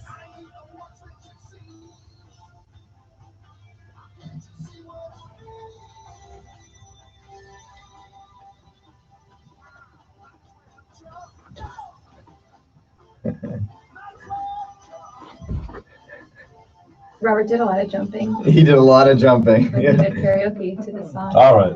So yeah, the Enough of classic that. 80s. So, but to answer your question earlier, I think I revisited Bob Dylan. I think what had happened was I started really liking James Taylor. He's the And gateway drug into Bob Gateway Dylan. drug. Yeah, James Taylor is.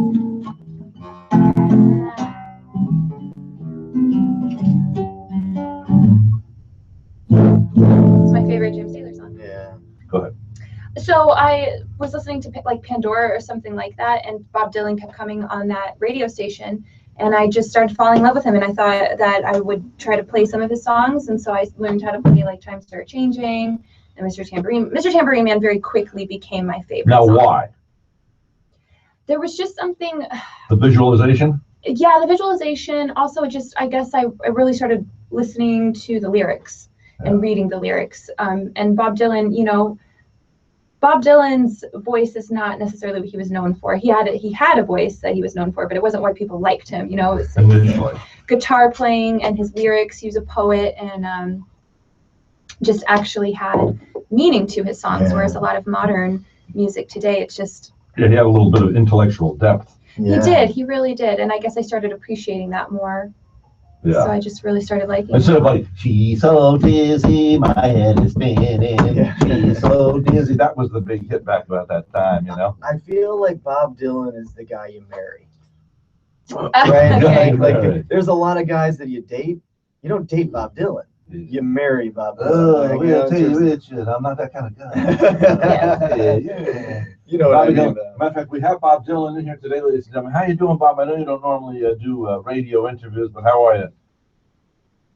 I'm all right. Now, I'll tell you this. So right before he died, the guy Ray sang, "Don't look so sad. Ray Price. I know it's over."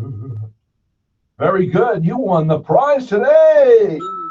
And that is this at Ray Price. So I'm in the back of his bus, and he's down performing at the Sunrise Theater, and we're chatting away. And anyway, so his friend, who's the guy who just died, you know, the famous, he had the lines of life written in his face, and Merle Haggard. So at that time, Merle Haggard's traveling with Dylan. This is a few years back, maybe 6, 7 years ago, I forget. But anyway, so he said, you know, and of course I let everybody know about my obsession with Dylan. He said, well, he's been traveling with him, he said on the phone the other day, for 6 months. And he said Dylan has only said 2 words to him in 6 months. So they get up together, they travel the buses, they do the shows. Morning. Good morning. He said that's all he'd ever said to Merle Haggard the whole time. He says, good morning. He doesn't speak. Mm. And you also have a friend of mine who does lighting. I don't know if I'm supposed to give away these secrets on the air, but he does lighting like for, Dylan, he's done for Whitney Houston, all these other people.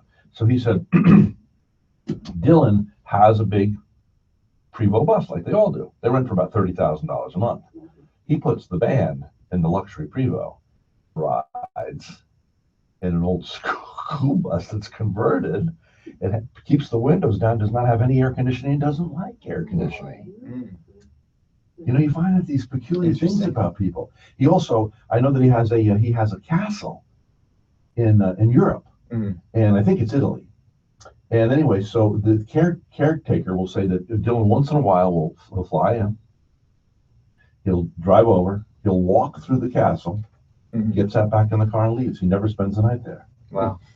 I mean, it's weird what money does to people. He was just in a commercial. I can't remember what it's for. I remember recently, I don't know if it was Apple or something like that, where he did speak, and that's probably the most I've ever heard him speak. Yeah, Bring it up. Well, he has a radio show. Does he? Yeah. Have you seen the movie? What was it? Something like Being There. No, Being There is a Peter Sellers movie. I'm Still Here. I'm Still There, or something like that. Anyway, but it was a Bob Dylan film. But I haven't seen it, but all these people play him. It was really. I think Kate Blanchett It's very weird. The most she was attention. good. She looked so much like him, actually. And Christian Bale actually played Bob Dylan as well. Is there a plot to it or anything? Or? Kind of, but I think that it's actually a pretty awesome expression of who Bob Dylan is, because it doesn't make any sense at times, but then it's deep at times. So it's not like Bob an Dylan wouldn't want to do overarching an interview with me. You know why? Why? Because I'm like a kid. I'll ask him anything. I'll say, well, why are you so weird sometimes? Why? I'm going to ask him. Nobody has the guts to ask him. I have the guts to ask him. Maybe he'd like those kind of questions. You might. I'm going to ask Arlo to put us together. Now there's Arlo. Arlo was in here. So Arlo, I said, hey, do you hear from Bob Dylan? He says, well, I was up. He was playing. Starts with a T. It's up there near Stockbridge. What is it? Tenge or whatever. It's like a spa, like Saratoga Spa. But anyway, or Performing Arts Center. And he was playing up there anyway. So he called. So Arlo has a place up there. I was years ago. That's where they shot the film, and he has the church where they shot the film. And so anyway, Dylan says, "Hey, Arlo, I'm in town. You gonna come see me perform?" He goes, "No, Bob, I'm not coming. I'm with my family. We got plans tonight." Bob Dylan calls you, and you say, "No, I'm not coming." Like, "Hey, Bob, I'll come if you put a seat right next to you, next to the mic." "Sure, Arlo," because his dad was Bob's. I mean, anything he wants, he can have. So he says, "No, Bob, I'm not coming. I got plans for him." So Dylan goes, "Hey, this is pretty nice country up here. Why don't you buy me a farm?" And I said, "What does that mean?" And Arlo goes, "I don't know." But I think it's Dylan's way of humor. Like, it's nice to be like, "Why don't you buy me a farm?" I can see it, but it didn't I don't think it did it. It's like all of us. Sometimes we try to be funny. Maybe he's genuinely shocked. I was going to say, I wonder if even, some people don't have an awkward sense of humor. Maybe he's just different, maybe to him. I maybe think that he's was definitely funny. different, And, I mean, like one time they caught him wearing the same shirt, but like Rolling Stone magazine followed him all week in New York, and they said, "Did anybody notice that he's wearing the same shirt 6 days in a row?" And sometimes you look at it, you can tell the guy doesn't brush his teeth too often. I watched an interview, and I like the music. I don't necessarily like his viewpoint of the world, but his music is good as Neil Young. But there's a guy who's seen the needle in the damage done. A little bit of everyone. He lives that lifestyle. I mean, he dresses. I've watched him do some concerts where it looks like he found his clothing in a dumpster somewhere. Neil Young. I mean, he lives the hippie lifestyle. This is what I want to know. And he also dates Daryl Hannah now, and they live in a teepee. I mean, he's so freaking weird. This is surprising about Daryl Hannah. He sings with that. Keep me searching. Hold on. Here we go. But if you hear him talk, he doesn't speak like that. Keep me searching for a heart of gold. And then he's on PBS. And I'm getting old. Oh, how you doing, Neil? Hi, how are you? Yeah. He talks like this. He's got a big, deep voice on PBS. You can watch it on YouTube. I'm going, now, something doesn't jive here. That's like, me going, blah, blah, blah, blah, blah, blah. You know, I came out like this, She I could have talked been a down Beach here Boy like this. singer, yeah. You know, I said, what's he doing, you know? And yeah, he lives in a teepee with Daryl Hannah. I've actually heard it's a very nice teepee though. The best of the teepees. Central Air. Any teepee with Daryl Hannah is That's a right. good teepee, man. That's right. But Yeah. he's You have definitely, one room, but it's the only room you need.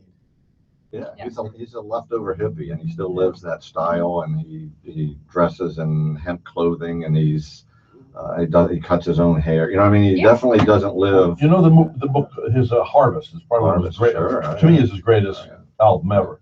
But I can remember there were some things, I was 15 years old, living in a rooming house all by myself. The only comfort I had was my singers. It was Bob Dylan's New Morning and Neil Young's Harvest. Yeah. Keep me thinking. So I know that whole That's album, another every band. word. That's another band like the Eagles, where they put out great harmony music, and they're so inspirational, but they argue like crazy. And there was a guy that said that about the Eagles. He said they get up there and they play this beautiful music. Then when they take a break, they're back there cussing each other out and throwing things around. Wow. Then the lights come on again. They run out there and they're all singing in harmony. But Crosby, Stills, and Nash & Young are the same way. They just don't. Well, I'm not saying they don't like each other, but they have some famous arguments. Great song. Desperado, Yeah, why don't you come to your senses? You've been out riding fences, Sparky, for too long. You better let somebody love you. You better let somebody love you before it's too late. I know, he's all upset. He just threw his headset on the floor because he's upset I didn't take a commercial break. Oh. I'm upset for the advertiser. I'm not upset personally. Well, advertisers would be, I'm upset for them. What I'm going to do is I tell you, we can make It it up wasn't to a the Candace advertiser. commercial, was it? You were supposed Yes, to be yes. playing? What we can do, we're going to go an hour later today. We'll go to 10:30 today. You guys stay and sing some more songs, right? So we got another hour we're going to put together here, and then we can make you happy and play your songs or your ads. We're gone? Yeah, we went to the movie.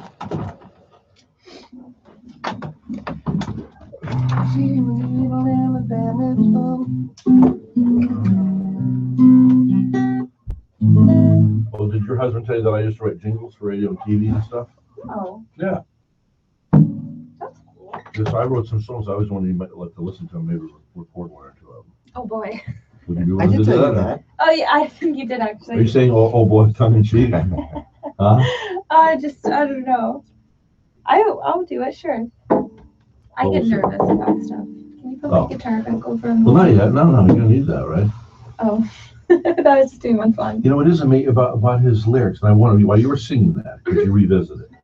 Now, by the time you were singing some of the end verses, I really started to get emotional. Really? Well, because of, I one love hand this waving free. This What a song, visual. to me, yeah, is like I just picture him kind of like just walking through the streets just by himself, like he doesn't have anyone or anything. I don't know, I guess I listen to that song when I'm not feeling good and it makes me feel better. See, I can't do stuff like that. Richard's really good at finger picking. You might want to get up now, go to Leeds, we have 5 minutes from get up, walk around, unhealthy to sit still. It's alright. I knew I was waiting for you to get it. I'm walking down a long, lonesome road, babe. Where I'm bound, I can't tell. But goodbye is too good a word, babe. So I'll just say, go straight to hell. Oh, but you didn't I sing it just all said you treated me unkind. You could have done better, but I don't mind. You just kind of wasted my precious time. Don't think twice, it's alright. Yeah, I love that song. I mean, that's the problem. Mhm. It's just one after the other. Do you ever see the video to What's a Nice Girl Like You Doing in a Place Like This? No, I don't think I've seen On the video. YouTube. Yeah. I mean, Yeah. just every freaking. How about It's Not Dark Yet? Now YouTube. Oh, it's so good. Yeah. It's not dark yet, but it's getting there. Oh, it's such a good song. Yeah, yeah, I know. It's just like, wow. Yeah, it's such an awesome image. Even just those lines. Like honestly, if I was a record producer or whatever, and someone came into me and said, "I got a song, and do you write? Just give me a couple lyrics," and he says, "It's not done yet. It's getting done." I'd be like, "You're signed. That's it. That's all I need to hear." I'm like, "You're in. I don't care the rest of it." You know. Have you ever heard the song? And this is a newer song, but it's not a Bob Dylan song. "I'll Follow You Into the Dark." That one. That's another. That's one of the rare songs. Death Cab for Cutie. Death Cab for Cutie. Dead Cat for Cutie. I mean, it's not much better than that. It's Death Cab for Cutie. Yeah. Death Cab for Cutie. They've got ones. "I'll Follow You Into the Dark." What's this for cutie stuff? Because there was a movie out a few years ago about an artist, something for cuties. What's this thing for cutie? Death Cab for Cutie. They're just like they're like an emo. Death Cat for Cutie. Death Cab. I'll give you another one. Death Cab for Cutie? Yeah, Death Cab. I talked to the former bassist of Death Cab for Cutie. Why? Why? Hey. Oh, that, oh.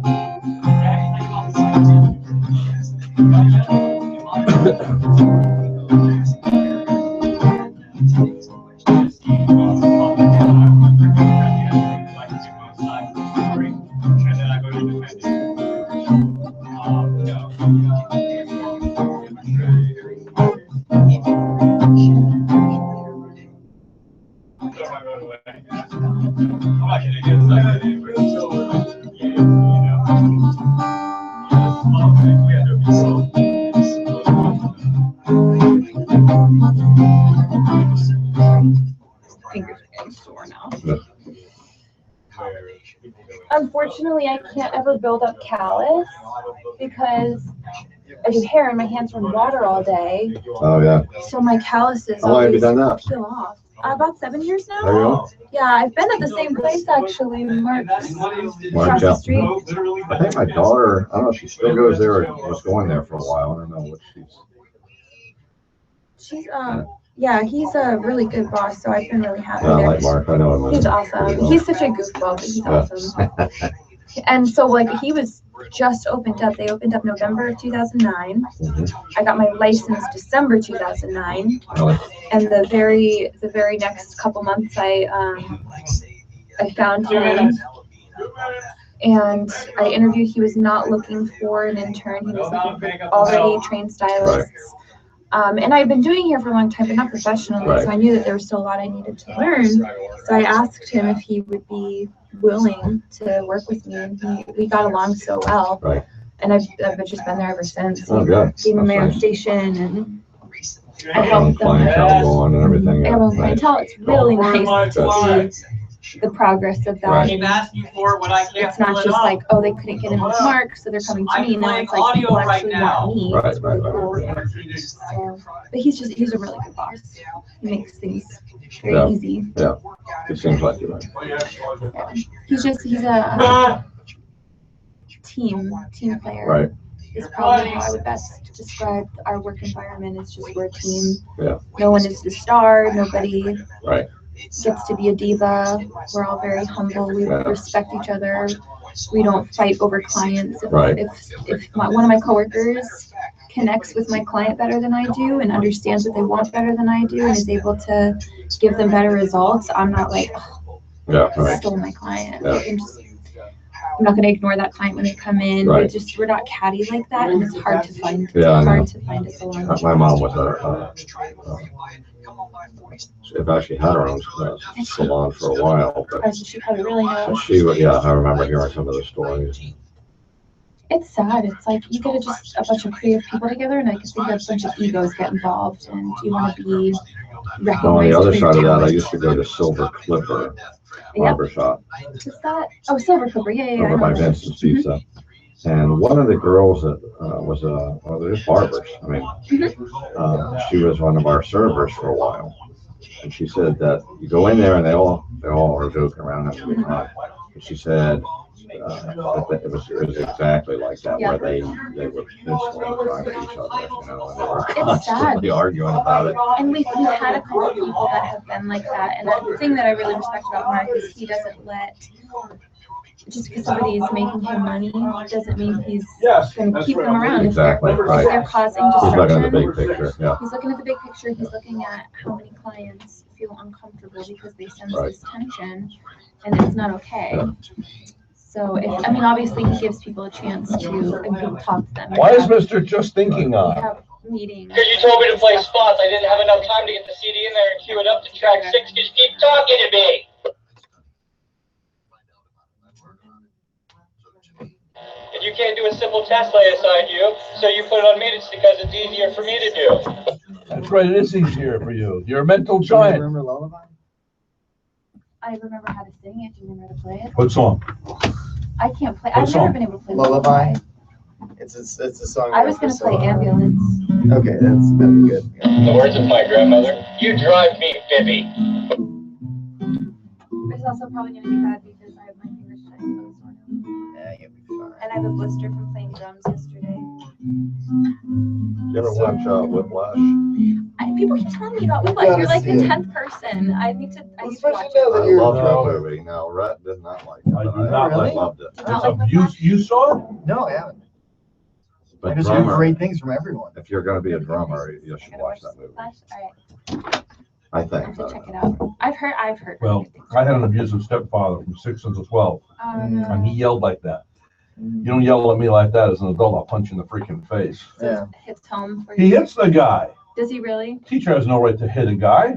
I've heard it's intense. Hey, J.K. put on Rowling? your You headset know what so it you can is? hear my song. It's a boxing match about music. Hey, put on your Oh. headset here. Interesting. What's the name of it? You know what it is. What's it? Whiplash. Whiplash.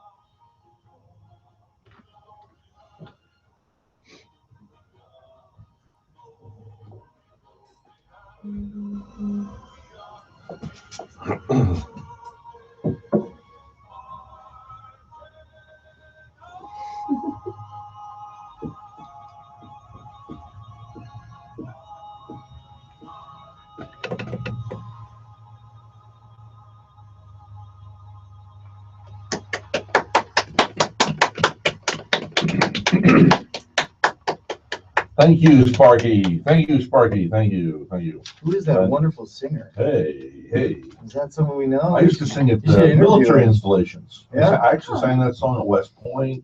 Oh, It's an awesome. impressive note you held out. Yeah. Here. Don't burn my flag. You want to be my friend. Yeah. Woman charged with taking $61K from firm, Port St. Lucie, former law firm bookkeeper. She's in jail in lieu of $1.6 million bail on charge of stealing $61,000 from employer over 2 years. How stupid. Especially it's a law firm. Yeah. You don't rob them. We have connections. We got contacts among the lumberjacks. There's Yeah, only- Pamela. There's only a few rules in life. You don't spit on Superman, or you don't step on Superman's cape. You don't spit in the wind, And you don't mess and you with don't lawyers. steal from lawyers. You don't spit on Superman Pamela either. You don't Hinz, spit on Superman. That's true. Pamela Hinz, Hinz, 58 of the 1200 block of Binney Ford. She looks so miserable. She looks so terrible. That picture. Fort Pierce wrote company checks without authorization, 76 charges, embezzlement, forgery, as well as fraud and theft from a person 65 and older, because the attorney Michael Edwards is 68. I don't know. I think they should forego that law. The attorney's 68, so what? You know what I mean? But anyway, you don't rob from an attorney. Now, other thing on the front page, here it is. GOP. GOP. And I want you to know that, remember I was coming down on Mitch McConnell recently? Where I said, all of a sudden I was watching the TV and it was like an epiphany, and I said, you know who Mitch McConnell is, the guy with the glasses? And well, anyway, I just said, you know what? I had this visceral thing. I said, and I don't think he'd like me, but I know, and I like everybody. I love people. Yeah. I'm like a puppy dog. That guy. So wouldn't you know it? Now, went out to dinner with him last night. First grill, by the way. And I will say it was superb. Great service. Some things that they had this new Yoki beef or something. It was the best piece of beef I've ever had in Japan or something. I don't know. Maybe they massaged the beef in one of those places. Yeah. But anyway, we're out with these new people, and she says, "Well, I used to work with Mitch McConnell. Yeah. Would you like to have him on your show?" I'm thinking, now what's now? You know, I mean, anybody who listens to my show regularly knows I don't dislike people. I'm like a puppy dog. I like everybody. I forgive everybody. So the fact that I get on there and say I don't like that guy, and he wouldn't like me, and I just had this. He plays me a direct connection where I'm going to have him on. I mean, she's their personal friend. She worked for him years. I mean, this is it. I'm in. So I'm going to get the interview. You got to do now. You got to start saying you don't like Bob Dylan. Hey, I hate Bob Dylan. That's right. Bob Dylan. I'm going to put it up on my billboard. Yeah. I hate Bob Dylan. Hey, why don't somebody call that guy? What's with that palmer down there in Florida? He's saying bad things about me. Whoa, Mama, can this really be the end? To be stuck inside of Florida? It's like you've heard that thing with Secret, right? Where you ask the universe for something and it gives it to you or something. Now, I do believe there's something the Bible says that confess things that are not as though they were. It says that. Yeah, but this would be like the reverse Secret. But what if you met Bob Dylan and you didn't like him? Then this whole thing is falling apart. Yeah, I know. So maybe you're better off having that. I have my big boy panties on, and I can handle Bob. Look at, I know my ex Claudia, who's from Nashville, written all the stars, Paul McCartney, all of them. She said, now Paul McCartney's a good guy, but I'm saying, and we know that, but but a lot of them, she says, it's like putting perfume on a pig, and it is true. I mean, a lot of them, you meet them and they're like scraggly. BO is a common formality, and it's kind of like you're backstage and going, this is not what I thought it was going to be here. Yeah, and and Dylan is weird. There's no doubt about it. He's weird. I mean, did you hear what happened? He was doing. This is the fun. Now he must get a kick out of this. I know Bob Dylan has a great sense of humor, so he's got it. So he wanders out. It was either before or after a concert in some big city in America. And this lady cop pulls over and says, what are you doing? I need ID. I don't have any ID. You know, an ID, that's vagrancy or whatever. So he says, I'm Bob Dylan. Yeah, sure, I'm Bob Dylan. Yeah, and I'm the king of ice. I am. She puts him in the back, puts him in handcuffs in the back of the police car, takes him down. And Bob freaking Dylan. Because he thought he looks like a Bob. I mean, the guy's like, he's wearing shoddy clothes. And it reminds me of the story of Groucho Marx. Groucho Marx was swimming at this pool. Groucho Marx doesn't look like he does in the movies. He doesn't have a mustache, and he just put on whatever, and he just paints it on. He paints it on like you have. Yeah. It's the Groucho Marx mustache. Yeah, that's why. Well, I love Groucho Marx, so that's what I did. Hey, let's go someplace and be alone. Right. You go that way, I'll go this way. Yeah. I'd never be part of a club. I'd have me as a member. That's right. Great line. So go ahead. What do you think? Well, anyway, he's at this pool resort, which is where he just bought a new house. And they see this guy, and it's this Jewish guy, and Jews aren't really at the time period. Well, he was Jewish himself. Yeah, he was Jewish. That's what I'm saying. And so they were like, "What are you doing here?" Well, he refused to tell them who he was, and his wife got so mad at him because he would do this. He'd pull pranks on people all the time. Oh! He told his real name, which was not Groucho Marx, of course. So the police even arrived and were about to arrest him and everything until he finally was like, "Yeah, I'm actually Groucho Marx." Jack Jack Nicholson went up to New York to play golf. I met Jack a couple of times. Nice man. Okay.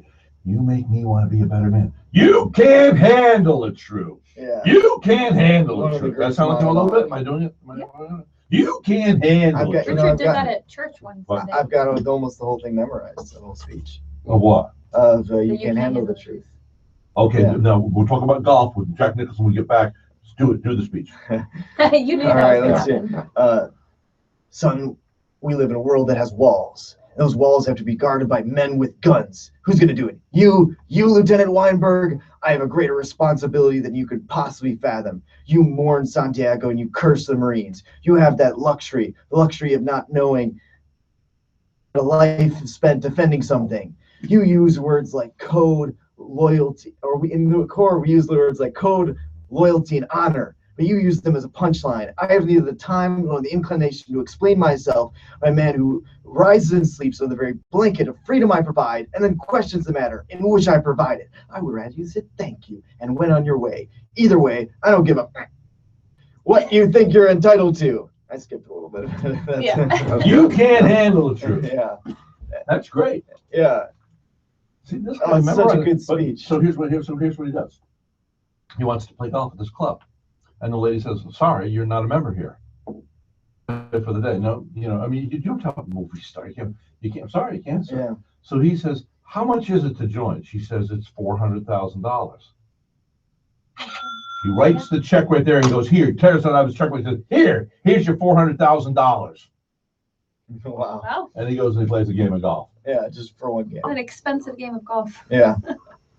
But when you can do that, I tell people, what people don't realize, and I've been around enough success to know. See, if you do happen to build that to the money machine, it flows in such abundance. I mean, Right. just, I mean, what are you gonna do with it? Well, look at Bob Dylan. He goes and visits his castle, walks around, and Yeah. he doesn't know what to do with it. Give it away before you die. Take care of the kids, a couple million each. It's 10 million each even.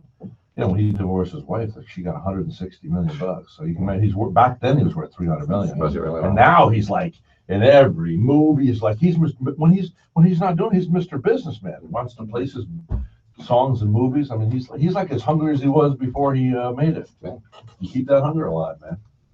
Mm. So anyway, where were we going today with all this? Yeah. Oh, you're gonna sing a song for us. I'm Okay. sure. All right, she's gonna sing those. Can you do you require a commercial break and then we sing a song? Okay. You want to do a commercial break? Yes, no. I can't really see you.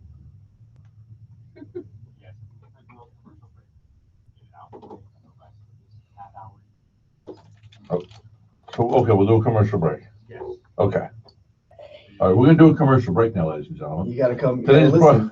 Yes, It's, today's you broadcast wanna brought by sing. Route 60 Honda. You want to stay tuned because you're going to hear the lovely tones of Kate Dempsey. Kate Dempsey. It's 2:30 in the morning. Someone is trying to break in, but your security system's complete electric alarm is working. Your home's online. So before you sing, let me share the story about what happened at Cunningham. So Oh, I don't know. right. We have time? That. What is it, lead into the song? yeah, leave it. It's not really about the song I'm gonna do. Right? No, but it's a good story. It's, Okay.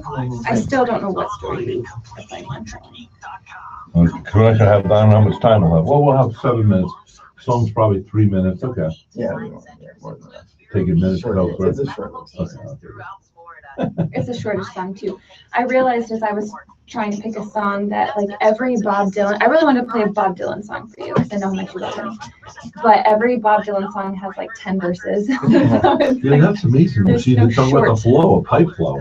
That guy gets into it, just goes Yeah. on and on and on. That was- It's just amazing. It just pours out of his soul. Yeah. And I've heard that his writing process was like a flow, which is yeah. amazing for how intellectual they are. Leonard Cohen said, he asked Bob Dylan how long it took him to, first of all, he told Bob Dylan, so he worked on Hallelujah. It took him like a year to write it. Working on. He asked Bob Dylan how long it took him to write like a Rolling Stone. He said 5 minutes. Just flew out. You did. Yeah, Leonard Cohen is famous for saying that it's taken him once a year to write one line in a song. And he was working on that line for a year. Like, wow. And of course, they're both geniuses. I like them both, Hallelujah is one of the best songs ever written.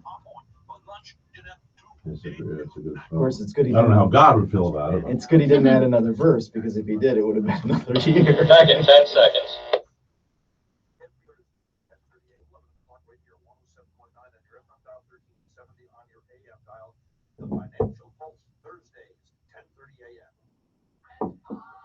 Today's broadcast brought to you by CJ Cannons. What you got cooking out there today? Uh-oh, you're close today. Yeah. Oh, my One word. of the few days, yeah. You'll be back open on Tuesday. Yes. Right. We're gonna have some breaking news in the future, but not Okay. today, right? Oh, yeah. Yeah, sure. Okay. All right. We're keeping this We'll under. just keep it, we'll keep everybody hanging with Yeah. anticipation. When do you think we'll be able to make a big No, I don't announcement? know. I don't know. Maybe next week. Yeah, maybe. Something good, though. Oh, Yeah, yes. something good. Tells me I'm into something good. You have a story. Your wife's gonna sing us a song. That's right. Yeah. You talked about my wife and the anointing that she has. It's amazing how you can really transform any situation with the power of music. So we're in this bar. It's actually Cunningham's, and it's smoky, and everything like that. And there's a lot of noise going on. And then Kate sings, and she sings "Somewhere Over the Rainbow." Oh, you're gonna sing that? And I mean, I could do that a cappella. I don't know how to play that on guitar. yeah. Well, anyway, the point is, it was just amazing because all of a sudden everybody stopped in the whole place. Not just the people listening to music. Everybody stopped. Okay, let's do that. And you know what? That's an appropriate song for today. Is that the end of the story now? Well, basically, yeah, it's just an amazing moment. And Okay. And when she stopped singing, we'll do that song after the top of the hour. But let's do Somewhere Over the Rainbow, only because if you could give her a little echo on her voice, please, sir. The only thing is because let's think about, let's reflect on those who, this is Memorial Day. Mhm. And it's not first and foremost about hot dogs and hamburgers. Yeah. This is about the men who laid down That's their right. lives for us. Contemplate, just give them 30 seconds to understand. Dying on the field for you, the freedoms that you enjoy. So you said the blanket of what? How did Nicholson the say very it? blanket of freedom I provide, and then question the manner in which I provide it. Okay, this is Somewhere Over the Rainbow, thinking about those, that maybe there's hope that they'll be reconciled with their loved ones. Somewhere over the rainbow, bluebirds fly, and the dream. Okay, I do need the words. No, you don't. I didn't think I did. You know the big fat Hawaiian guy that sang it? He didn't sing the right songs, and it's one of the greatest. So don't worry about that. I started in the wrong verse, is why. That's all right. Somewhere over the rainbow, way up high, and the dreams that you dared to dream once in a lullaby. Sorry, I'm doing such a bad job here. Somewhere over the rainbow, bluebirds fly, and the dreams that you dreamed of. I can't. Those aren't the right words. It's not working. I'm literally reading the words and still singing it wrong. Oh, are you really? All right, Yeah. we'll sing it together. Somewhere over the rainbow, bluebirds fly, birds fly over the rainbow. Why, oh, then why can't I? If lovely little bluebirds fly above the rainbow, why, oh, why can't I? That's good. All right, we'll get it down. That's right. Well, I asked her on the spot. Yeah, that's right. But I do want you to know this. This would be. I would like to bestow this lesson on you. It's all right. Never stop. just go right ahead. Nobody knows it. Yeah. You know, no. I think a lot of people know Somewhere Over the Rainbow. No. The guy who said, when we come back, we'll find the rendition by the big fat guy, the obese black, not black guy, Hawaiian guy. It's Hawaiian, yeah. I love that song. Yeah. It's a good And song. he played on He did a ukulele. really good job. The words are all wrong. Yeah. You started singing like he Yeah. did. No, believe me, I scrutinize these things because I used to sing at business conventions. I used to sing that song when I was a kid. So in my 20s. So don't worry about that. It's okay if you put it together. It's anyway, but just move forward. Okay, so how you doing, Bixby? All right, we're going to take a little break, and today we're reflecting on our heroes, thinking about our fallen heroes, and I know there's an event going down right now as we speak over at Memorial Island, yeah. Memorial Island. If you're listening on Tuesday, well, you'll understand. What is it? No, you don't understand though. The clock says it's only 1 minute and a half till. Yeah, but in show business, see, what I've done is I've told them we're going to take a break. Now's my time to slip in some live reads, like about Remax Crown Realty, you know, and telling them about Mr. John King, the man with the an incredible the group of people that work with him in Vero Beach and in Sebastian, and known for his integrity. Broker, owner, Mr. John King, Remax Crown. We're gonna today. We can't go to CJ Cannon's; they're closed today. But you could go to the Caribbean Kitchen out on 60 and 43rd. Charles runs that. Where else do we? Who else is advertising with us? Let's see. We've got. Oh, Classic Car Wash, US 1 in Miracle Mile. I don't think they're probably. I wonder if they're open today. Hey, Rhett, I got to tell you something. Yeah. So the reason why she had trouble with the I'm lyrics, so confused. I was showing her the lyrics of the Israeli guy's Yeah, song, and it really not the messed right me up. one. And so she's thinking of the Judy Garland one, which is the one she does. And she keeps hearing the Israeli. I kept showing her the Israeli lyrics. He changed the words to the He Israeli. changed it. Yeah, he messed up. Okay, we'll be right back on the other side of the news. I mean, I probably still would have messed up, but I was Remember, trying to sing the Judy Garland version. First of all, people don't know. Yeah. Like when you hear the Hawaiian, are you staying or leaving? I'm going to throw this away, but I'm going to leave. Oh, you are? Kind of shot my Oh. confidence. It's the one day off I A have song on my that I know life. really well. Oh, We're both oh.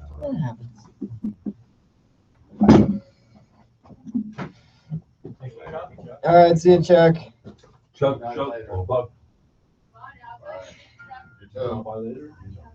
I don't know. I'm going to see what my daughter's doing. I kept thinking like this is not the right lyric. It's way up high. There's a land that I've heard of once in a lullaby, but I wasn't seeing those lyrics and I couldn't think of them because I got so nervous. Nice meeting you. Nice to meet you. See you later, Richard. Okay, see you. Nice meeting you, I said. Oh, I was going to show Nice you seeing this. you. Remember 5 Easy Pieces? Yeah. Do you remember when he ordered the whole wheat toast? I'm trying I just like listening to you repeat the dialogue. They didn't serve whole wheat toast on the side. Yeah. So he wanted whole wheat toast with his omelet, and it only came with a muffin. And he was complaining to her about it, so he ordered the omelet with a chicken salad sandwich on whole wheat toast. Hold the chicken, hold the lettuce, hold the mayonnaise, and then she realizes what he's doing. But it's a funny scene. But that would be a good dialogue. All right, I'll check that Take out. over? All right, I'm see you, taking bye. over. All right, see We're you, doing a Chuck. Chinese fire drill from 10 to 10:30. Eats and play a different part. Then I'm going to play host of the show. I'm like, never want to sing that song again. No, don't do that. That's you sing that song so well. A Dylan fan. I like Mr. Tambourine Man this morning. Yeah. I thought it was an excellent version.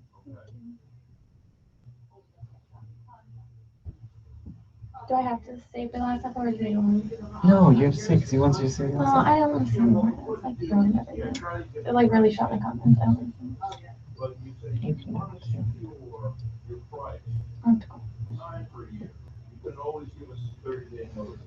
In the words of Rob Snyder, you can do it! But I already I only prepared one song. I don't really have any other songs prepared. What was the other song? You have the votes? You have the votes? Yeah, we did a Chinese fire drill. I've taken over hosting the show. The downside is I'm not gonna know when the news ends until the open place. When the open place, and they have to run out of here like I police could, is I on fire. literally couldn't run through it. He wants me to read something. He wants you to read something? Yeah, it's funny. Why do you do, kiss me?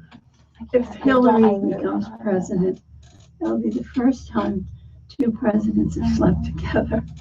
If Donald Trump becomes president, it's the first time a billionaire will be sleeping in a housing project.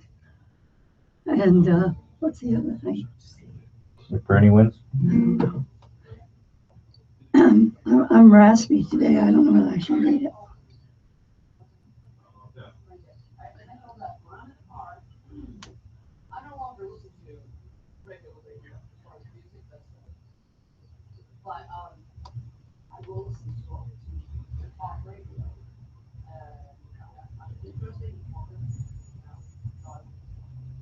Can you do the opening theme to Forever Rock?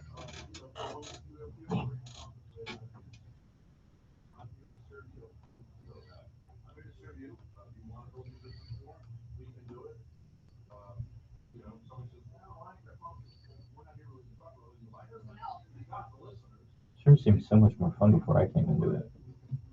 Everybody was so happy and talkative, and when I sit here and they're so quiet. I missed up the speech of the Jack Nicholson speech. I've never done it that bad too. I actually played that soundbite on the other show like 2 weeks ago. Yeah. I had to go find it. I thought about it for Sunday because I was thinking, you know, it does talk about, you know, the idea of, you know, the people that fight for us, you know. His voice is so you have no idea what it's like to stand on the wall. But on the other hand, Jack Nicholson is not really like a compassionate. And so I was like, you know, people might get the wrong idea when I'm like Memorial Day talking about Jack Nicholson character who is not the greatest in that movie. But they actually, you know, one of the things I like about A Few Good Men is they actually make a good argument for his side as well. You know, there's a good argument for both sides of the perspective on that. Have you seen A Few Good Men? Yeah. Oh yeah. On both sides of the trial, they make a good argument. Oh yeah, no, absolutely. He does have a valid point, but yet again, in a court of law, what he did was illegal. Basically assign someone to death. All you've done is you weaken a nation today. That's all you've done. As he said, as he was, being arrested, being drugged down the court hallway. Yeah. Honestly, the open should have started by now. Feeling paranoid.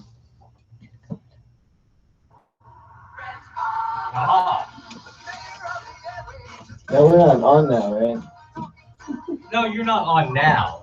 But in about 15 seconds, you will be on. Okay. And there's no Rhett, so you know, we just go down the ladder of people in the room to host the show, and you've done it once.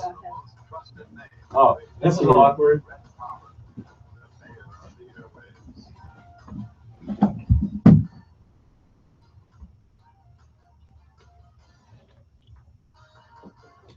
It is I, the #1 pretzel eater in America. I like these. Now, how'd you get the award? Which award? The #1 pretzel eater in America. Oh, I just gave it to myself. Okay, wow. Just like the mayorship of the airways. That's the privilege of being the mayor of the airways. You can give yourself any title. That's right. And you've given me a title. I mean, I'm King Richard. With King Richard. So, That's right. Pretty. I don't know what your wife thinks about that. No, she Queen Kate. Does she? Now, do you have a hard time keeping him? First of all, do you have to have a hard time? Like, women are, you know, they're sort of gatekeepers there. Like, how do you feel when you see him up there preaching? Well, he always does a really good job, so He I'm does. just proud of him. Yeah, I don't know about that. Sometimes she's my harshest critic. Because sometimes That's what I wanted to know. if I say things that she thinks were not good to say, she's the one who calls me out on it. Whether it's a political joke or an accent that either wasn't done well or was offensive, she's the one who is like. Which is good. Yeah. Because what does the scripture say? It said the fool does not confer with his wife. Only a fool does not confer with his wife. Yeah. Yeah, specifically, she doesn't like me doing Southern accents. I think. Oh, yeah. Well, that's like Mary Rott from Rott Air Conditioning in town. She listens every day. Yeah. She's the only time that I don't listen. No, see, this is the way she talks, but I have to do it. It makes it interesting. So she says she doesn't know like this either, right, Mary? Yeah. But anyway, this sounds like Nobody Mickey Mouse. does. but says, the only time I don't like the show is when you do that southern accent. Why do you do that? Well, yo, I don't know, Mary. How are things over there at Rhett Air Conditioning today? Yeah. All I know is about a year ago, we had a problematic situation here where the air conditioning went on the fritz. We called Rhett, and guess what we got from Rhett? We got our air conditioner fixed. All Same right. day service, Jim Rhett Air Conditioning. Yeah. Let's see, your wife's going, now I don't like his accent. She's good at accents, actually. Oh, she yeah? can No, do I'm really she can do a British and an Irish. Oh, could do the Irish. Let's do the Irish. No, she's irritated. No, with it. she's- I'm very irritated right now. Come on now, you're the Irish there. Top of the morning. Have a Top of the good morning, Very Dave. good. I like that. That's all she's gonna give us. Okay. All right, now what are you gonna sing for us?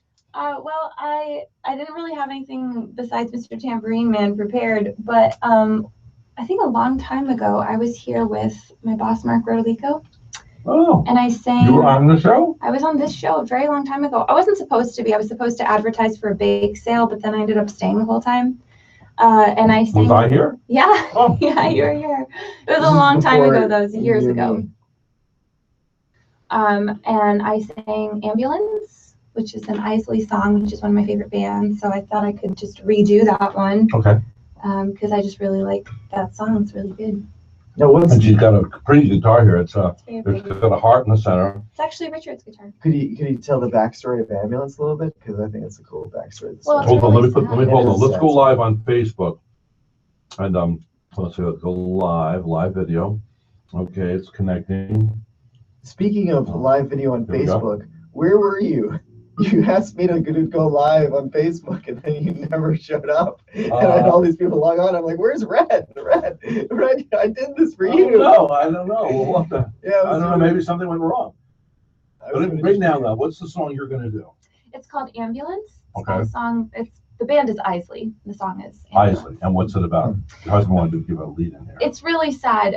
One of the members of the band, Sherry, she had a really bad experience with her husband that ended in divorce. He was really mean to her. I don't want to go into all the details, but he was really mean to her and basically left her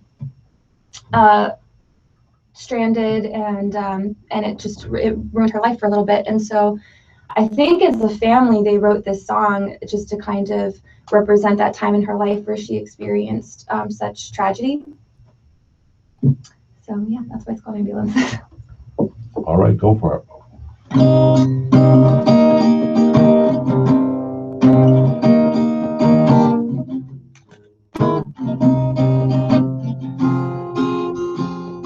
I need an ambulance.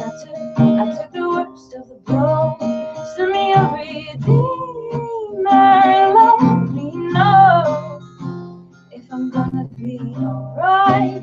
Am I gonna be alright? 'Cause I know how it usually goes. I know how it usually goes.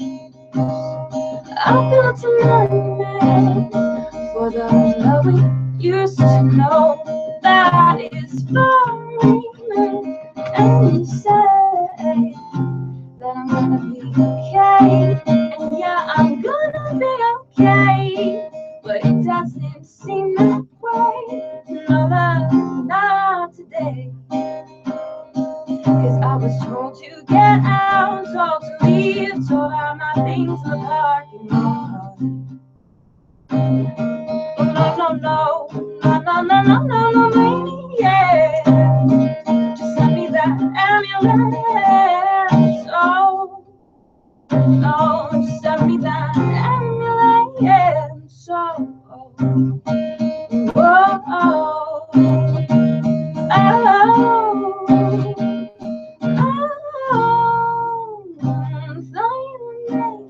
and we shared our history, and the time you'll turn your eyes far away, like a rubberneck skates. And is it really safe to say that we just made that way, made to brave the pain?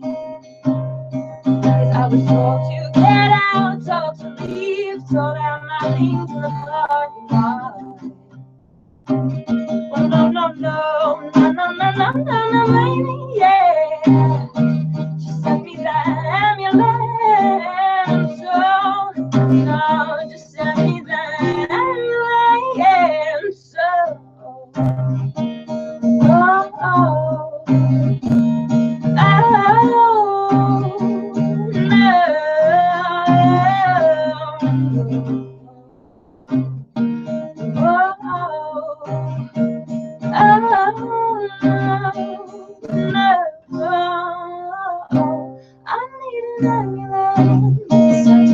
I took the worst of the flow. Send me everything that let me know if I'm gonna be alright. Am I gonna be alright? 'Cause I know how it usually goes. I know how it usually goes. Very good. Ambulance. Yeah. Ambulance. All right. Such a good song. It's a really good song. Now, who wrote that song? Isley is the band. They're a family. All right. The Duprees. They're a really cool family because They're they really cool they all play together, the old kind of family band kind of style. And most of their songs are actually very upbeat and fun. Yeah. And that's a more serious one. There's Much like more serious tone. dragons and But they're a family and they're in it together. And Sherry's doing good now. She's remarried. She's married to Max Bemis. Oh, really? Say Anything. Yeah. And She's it's remarried. They have 2 daughters now. Say Anything is a very popular band. Yes. Oh, really? Yeah, and they have 2 daughters, Lucy and Coraline. So she's doing much better now. Yeah. Now, before you met Richard, Mhm. did you go through any heartbreak yourself? I did, yeah. I had only one boyfriend actually before I met Richard. I dated one person. Did he break your heart? He did a little bit. I hope he's not listening to this. I'm sure he's not. But yeah, I mean, I was 16, and I think when you're that age, everything is amplified. So, I thought that he was the one. We were getting married and stuff. And, so when it didn't work out, I was really sad about it. Yeah. Yeah. How did you let it go? Yeah, well, actually, Richard was really sweet. By the time I met Richard a couple years later, and I was still kind of just not really trusting people. Sure. From that one hurt, you mean? Yeah. You build walls. I built a big wall, yeah. So Richard is the person that really helped me kind of overcome that. And so he was with me when I finally just burned a bunch of stuff and let it go, and I cried it out a little bit. And I mean, I'm sure it was other things too. It wasn't just. Well, what is that with women and relationship. burning photographs and stuff, I don't know.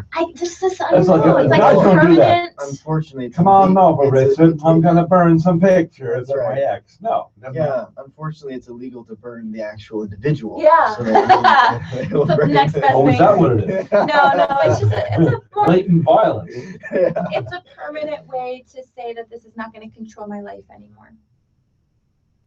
I actually sometimes will burn things for therapeutic reasons, or used to when I was a little kid or a high school kid or something. I would burn all the homework assignments from that school year at the end of the year when I finished the class as kind of an accomplishment, and then just letting it all go. Okay, what about people though? Now you're a young pastor. I realize you're only 30. Mm. I shouldn't say that though, because there've been people who lived and died and made Jesus. history. Mhm. Yeah. Started Oh his yeah. ministry at 30. Yeah. So there you go. Yeah, you're in good Yeah.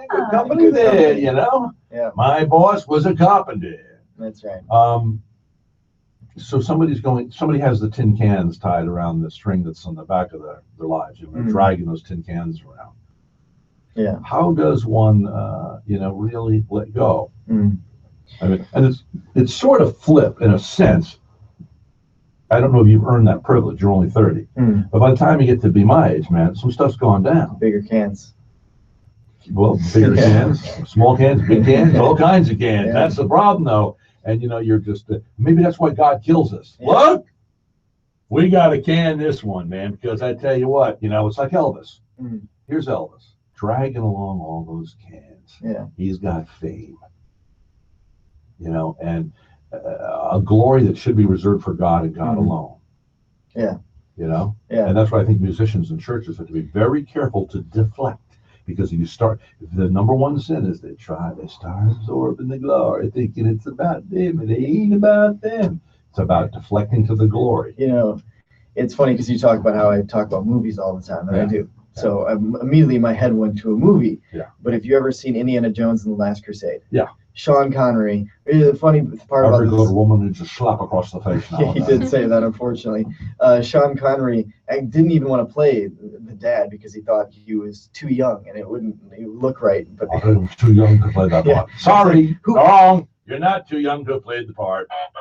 yeah, I would love to be the guy who had to say to Sean Connery, Sean Connery, you're a handsome man, don't get me wrong, but you looked like you were 80 when you were 20 years old. Like you always looked old. No. Sean Connery, oh yeah, he You always look he looked mature. refined. Yeah, he was You very look like a handsome. man's man. We need more of them out there today. That's right. But in the movie, Harrison Ford is trying to find the cup of Christ, the cup that will give him life and all this power and everything. And there's this point in the movie at the very end of the movie where the cup is down in this cavern and Indiana Jones tries to reach it and he almost falls in. Yeah. And his dad, Sean Connery, reaches out, grabs Hello, him. son. He grabs him, son. Yeah. And so he's got in one hand, his dad's hand, and the other hand he's reaching for the cup, and he's, I can reach it, Dad. There's this great moment where Sean Connery just looks at him and he goes, Indiana. And sure enough, he realized he just needs to let it go, and he grabs both hands onto Sean Connery's, his dad's hand, pulls him up. And I think that's a great illustration for letting go of the past, letting go of the things that you thought you could have, the dreams, the struggles, the burdens, and reaching onto the Father's hand. Looks at you and just says, son, well, a lot of people get like one thing about. Are you on Instagram? I am. Okay. So a lot of the crap on Instagram, instant millionaire, how to make $1 billion, and all this. It's all a bunch of crap. Yeah. And it's just like I said to young people. I mean, I have the prestige car that I once wanted. I have an antique car. I have a beautiful home. Yeah. I've traveled the world. My biggest regret is I didn't have kids. So, and it's kind of like the devil. The devil. It's not the same. It's not a quick story like Jesus, but remember, he's up there, and the devil says, "I'll give you everything, man. I'll give you this whole world. You just bow down to me." Jesus had the wisdom not to. Sure. And so, it's just like people out there, all fooled. A bunch of idiots. The chances are I got a few idiots listening right now. You are an idiot. I'm a friend to an idiot because I'm an idiot too. Listen, I mean, people going out there. I got a friend who was just here recently. He's got a Rolls Royce. Pulled right up here. Yeah. And he says, oh, yeah, I had to get my repair bill for 2 days.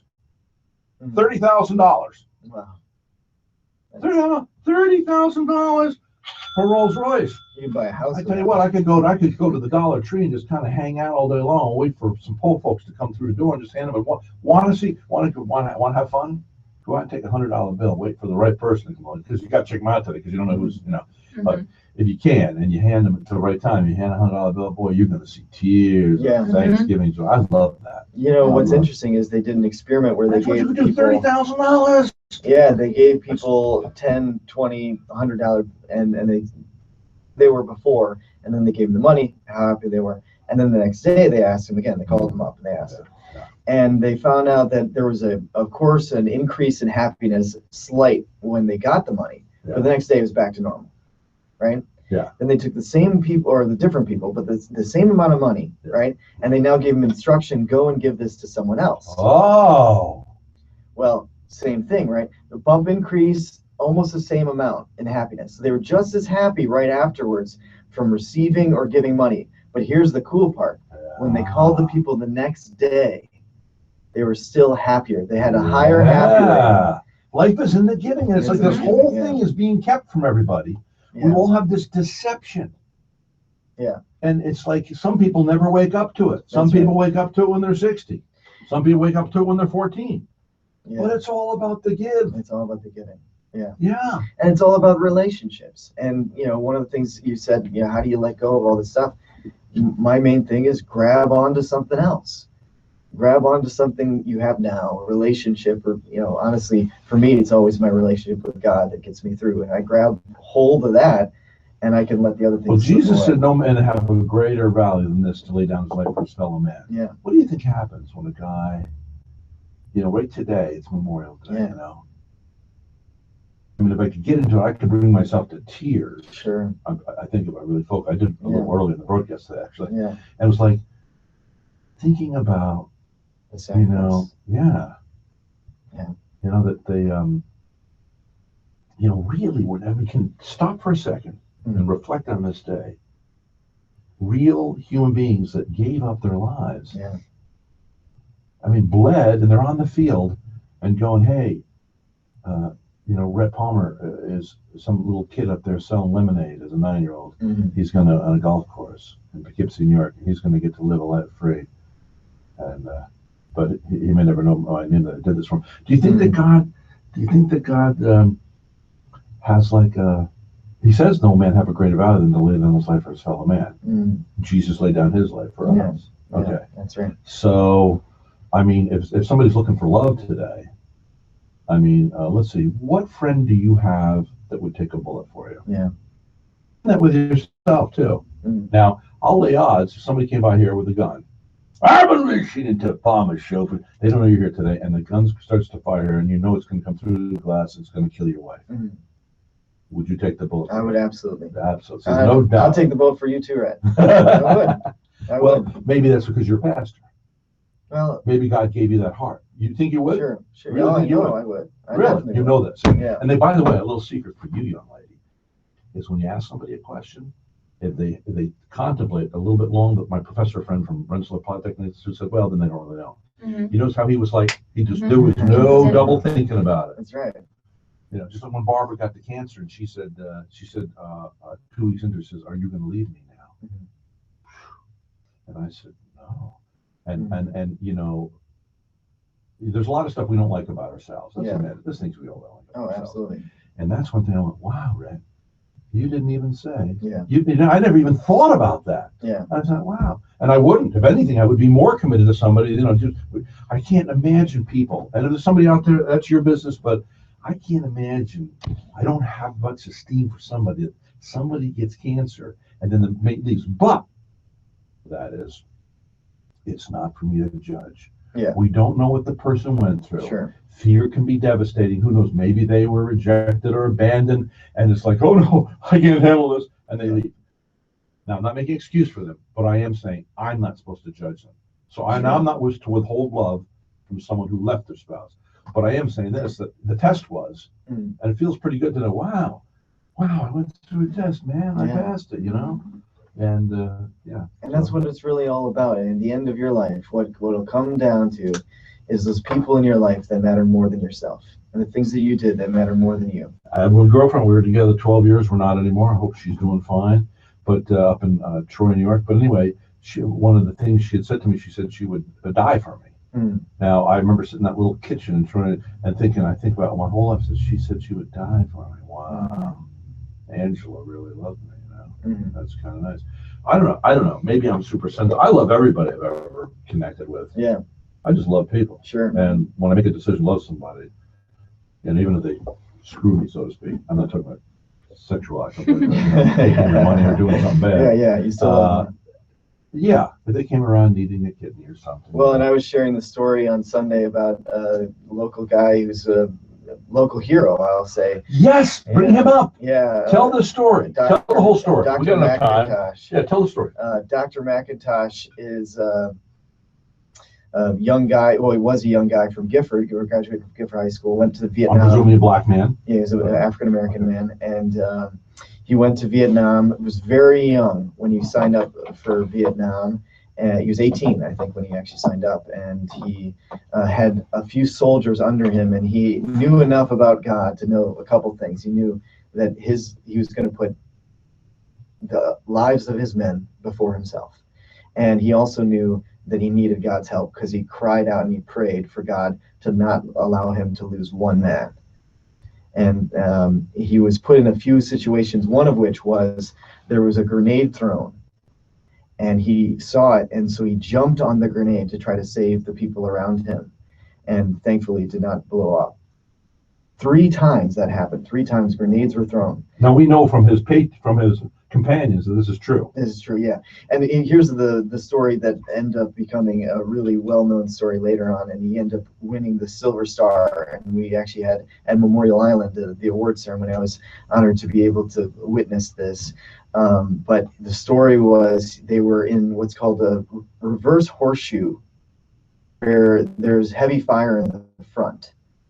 People that were pinned down, and so he went. And he went to try to save his friends. So he goes in, and as he's going in, he gets shot in the chest. But he doesn't sit down. He doesn't take a break. He doesn't say, well, not for me. Somebody else go in. He still goes in, grabs the guy, pulls him out to safety, and goes back in the fire again. Already have been shot in the chest.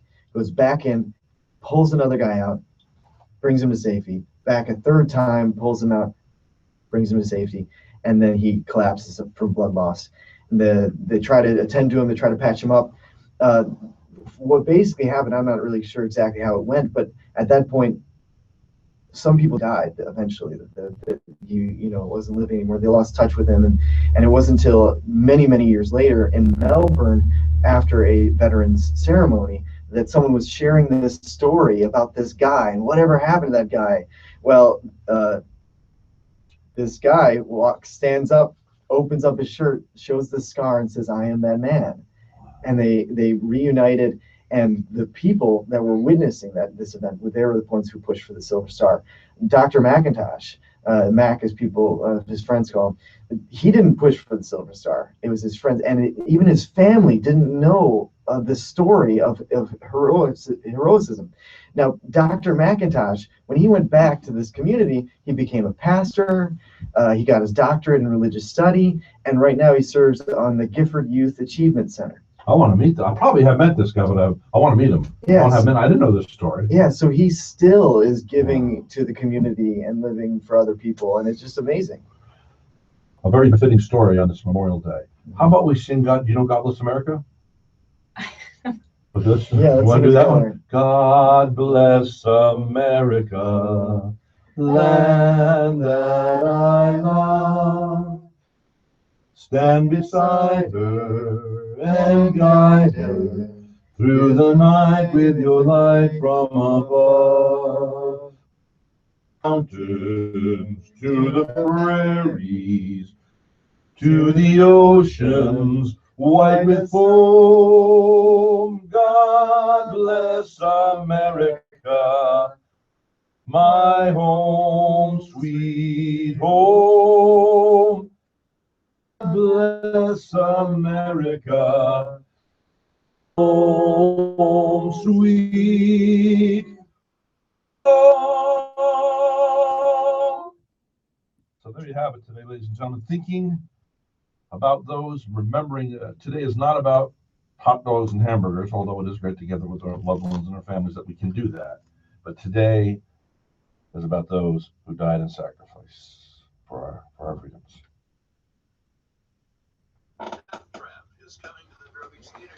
There's a couple of bullet points. I'm like, what is the next line? So you done good? You done good there? What do you think? Did you enjoy your first visit? It was very interesting. What is it? Do we have something from 10:30 to 11?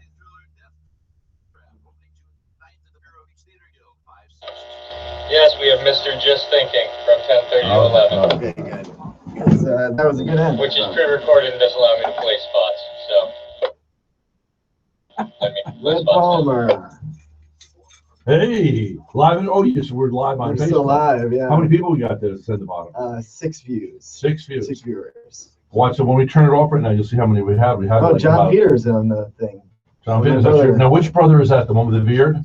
Who's the one that plays the keyboard? He's the keyboard. He's the John Peters. Yeah, the worship leader.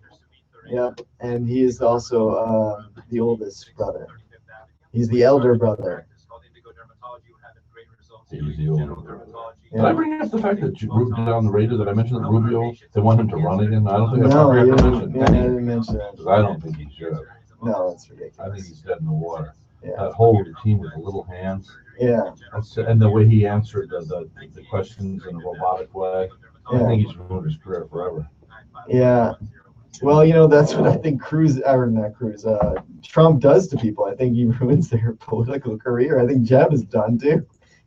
After what Trump did to him. Jeb was time anyway because.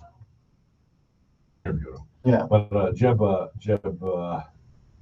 in the town spoke at the Emerson Center this year. Was a consultant, I think, from Yale, and he said, no, he was from Harvard, and he said Jeb is 11-year-old news. And it was so appropriate. It was it really is, Well, okay, we're gonna say goodbye. Hey, you can't leave yet. I want to sing you one of my songs. I'm just putting my stuff in the car. There's a question from our Facebook audience here. What are they asking? Rhett, do you still date Faye? I don't. Who's asking? What's the name? Barbara Goad. No, I don't. Claudia, that thing ended after 17 years. Gosh, 7 or 8 years ago. Oh, wow. And but she's okay. Yeah. She's dating a guy who's to travel around the world and having a good time. Oh, nice. And I have met a girl on Facebook, Match.com 7 years ago, Oh, wow. Barbara, and she's the editor of our magazine, editor-in-chief of Heroes Voice, and Cancer survivor. Cancer, That's she got awesome. cancer 2 years ago. And I know it must be somebody I used to know that's asking that question. So, Sean, give them a little tour. This is our studio down here in Vero Beach, Florida. We have a studio down here at 95 Royal Palm Point. We're on every day on iHeartRadio. Yeah. You can get the free app. Listen on iHeartRadio from 6 until 10. Today was at 10:30, but most days it's 6 to 10. You can catch us at RhettPalmer.com or go to iHeartRadio Waxy, like a candle wax, Waxy, W-A-X-E. Yeah. And Susan says, "Happy Memorial Day, Rhett." Hi, Susan. Remembering the fallen with a tear. Yeah. I was almost in tears early today. I was really trying to think about it. We played "Don't Burn My Flag," that song I did a number of years ago. And hold on a second. You can follow me if you want. Hey, could you kill the headsets in here, Shane? I don't know. Would you ask Shane to kill the headsets in here? It's probably smoking. No, if he was smoking, he'd be up front here. Barbara says she was with Arthur Rutenberg Homes. Oh, Arthur Rutenberg. They're back in Vero, by the way. Oh, cool. They're not a sponsor yet. Yes, should be. GOP. Now, it says here, let me read this to you here. Rubio says the drum beat's getting louder for Marco Rubio to run for re-election. Senator from West Miami keeps insisting he won't seek a second term in November, but prominent Republicans are practically begging him to change his mind. Yeah. So that's a problem. I think you should. The night before the primary, I called my friend John Bona here in town. He's personal friends with Rubio. I mean, we're talking every day at that point. And I said, I wish I could have gotten to Rubio because I might have been able to save his proverbial butt. But here's what happened is I called John. I'm sure John didn't pass on the information. And that is this. I said, he needs to call. It's 5 days before the election in Florida, the primary. I said, call press conference. Now, everybody in the world would show up. A horde would show up. The multitudes of the press would show up from the world, thinking he's going to bow out, right? The podium and says, first of all, I want to apologize to Donald Trump for the things I said. What I normally would do, I want to apologize to the American people. The American people love to forgive. And we said, I was robotic in my answers because I was fearful, and I shouldn't have done that. I should have just been me. And they would have gone, oh. And then he could have said, about the hands thing, that was really like, I took that from someone. I never should have done that. But the American people would have forgiven him. But he could say, but I'm not bowing out. Now, would have he won? No, he was not going to win the Republican primary. But it would have saved his career. It was one way. I said, this is the window. Listen to old Radio Rhett. You got the window. He didn't walk through the window at that time. He is history. He's burned. Trust me. Burned like Bernie Sanders burns people? Hold on. I said, hallelujah. We can still do it. Hillary can still, we can take her out of the park. We can do this. Look at this. It's kind of like a parallel about law. Working on this. I'm still working on it. Yeah. Yeah. That's it. I got a super bag. I got a backpack. I got a super bag. I got a backpack. And what are you gonna do this? Did you get that from Saturday Night Live? Yeah, that's from Larry David. That's how I've learned to do it. I've got one pair of underwear. I got one pair of underwear. That's all I need. Yeah. You two can have a pair of underwear. That's right. Now we're sounding like Jimmy Stewart there. Well, no, that sounds like James Cagney. That's what Yeah, James Cagney. James Yeah. Cagney there. That's I met him. Oh yeah, you did. Oh yeah, that's right, with his wife, right? And she didn't want to another lady. Yeah, she And I said, I'm wanted trying to let make it in show business. I pulled him over and Yeah. followed his car. James Cagney. Yeah, up there in Millbrook, New York. I don't know. And I said, Mr. Cagney, I'm trying to make. I knew he helped John Travolta get a start. Yeah. So I told my parents to go for a drive. They're about an hour from Poughkeepsie, wherever it was, in Millbrook, New York. So there, as fate would have it, he's behind us. Yeah. I said, oh, God, that's it, that's him. Can you imagine what are the chances of a guy going to Millbrook, New York to meet James Cagney? Yeah. With his parents and his girlfriend sitting in the back with him. And they go, and James Cagney pulls up behind him at a red light. Yeah. I told my father to pull over. We got behind James, I followed him over. We pulled him up to his house, and the lady gets out, you're following us. I said, yes, we are. I said, but I'm trying to make it in show business. And I said, you know, my parents don't want to meet him. My girlfriend doesn't want to meet him. But she said, well, wait here for a second. She comes back. She says, okay, but don't look at his wife in the back seat because she's not dressed properly. She was in her night clothes still. I don't know what. Smoking a cigarette. She's a little tiny thing. Anyway, of course I looked, you know. But anyway, so I got up there and I said, Mr. Cagney, he goes, he lowers the window. He was 84 years of age. I said, Mr. Cagney, it was a pleasure to meet you, you know. Yeah. I'm a Yankee Doodle Dandy. No, but I said, you know, try to make it show business. I love that movie. He says, just make up your mind. You're going to quit. And that's when you'll make it. That's a really good James Cagney. Stick to it, kiddo. Stick to it, kiddo. Well, I met him in person, so it's pretty cool. And then she says, wait here. He came out with some, they came out with 3 autograph pictures, of which I have a couple left. And he said, she said, he wants you to know that he's going to have a part for you in his next movie. And yeah, that's too bad. You know, I was that close. It's like really strange. That close. I mean, what are the chances of somebody sending, that's like that secret, sending out in the universe. I'm going to go to Millbrook, New York on a Sunday, go for a Sunday drive, and hope that I can run into James Cagney. Yeah. James Cagney pulls up. This is a true story. I'm thinking about it now. This is crazy outrageous.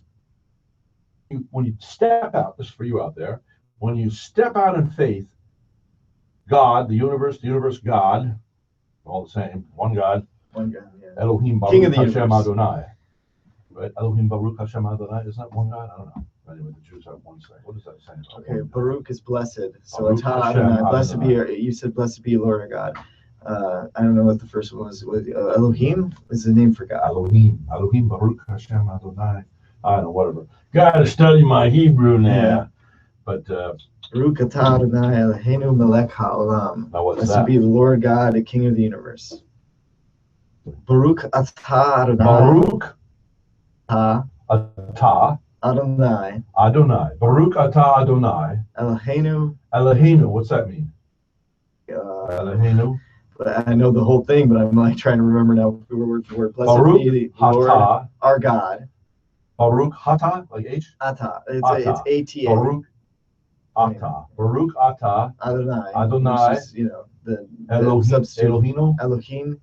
Elohim. Melech, which Melech. means king. King. Ha-olam, which means Olam. for the universe. I think it's the universe. So let's be the Lord your God, King of the universe. So how many viewers we have now? We've got 2. In other words, this has been boring enough. The most of us say goodbye. So we're going to say goodbye before everybody says goodbye. Goodbye. I love you. Now when it says ending a video, Now watch it. It'll tell you how many played. Well, how many people. Right up here. Say how many people viewed us. 80 No? people. 80 people. Can you imagine? 80 different people. One, let me see that.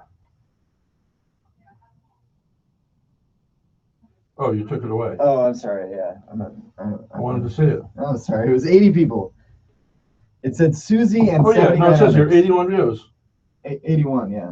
and 10 comments.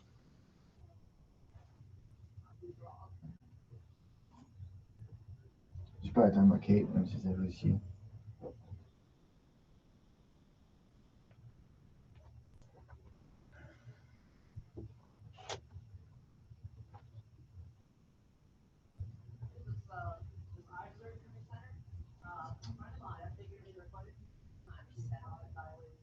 What?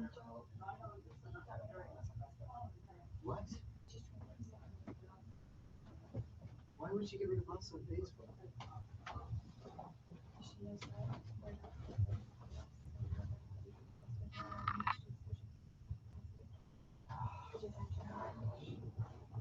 But we were so gentle. I was thinking about it when Rhett was talking about who would leave someone with cancer. You know?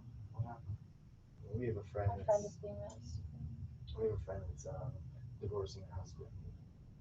He's an awesome guy. So awesome. Yeah, he's been really faithful and supportive and loving. Does he have cancer? No, he has a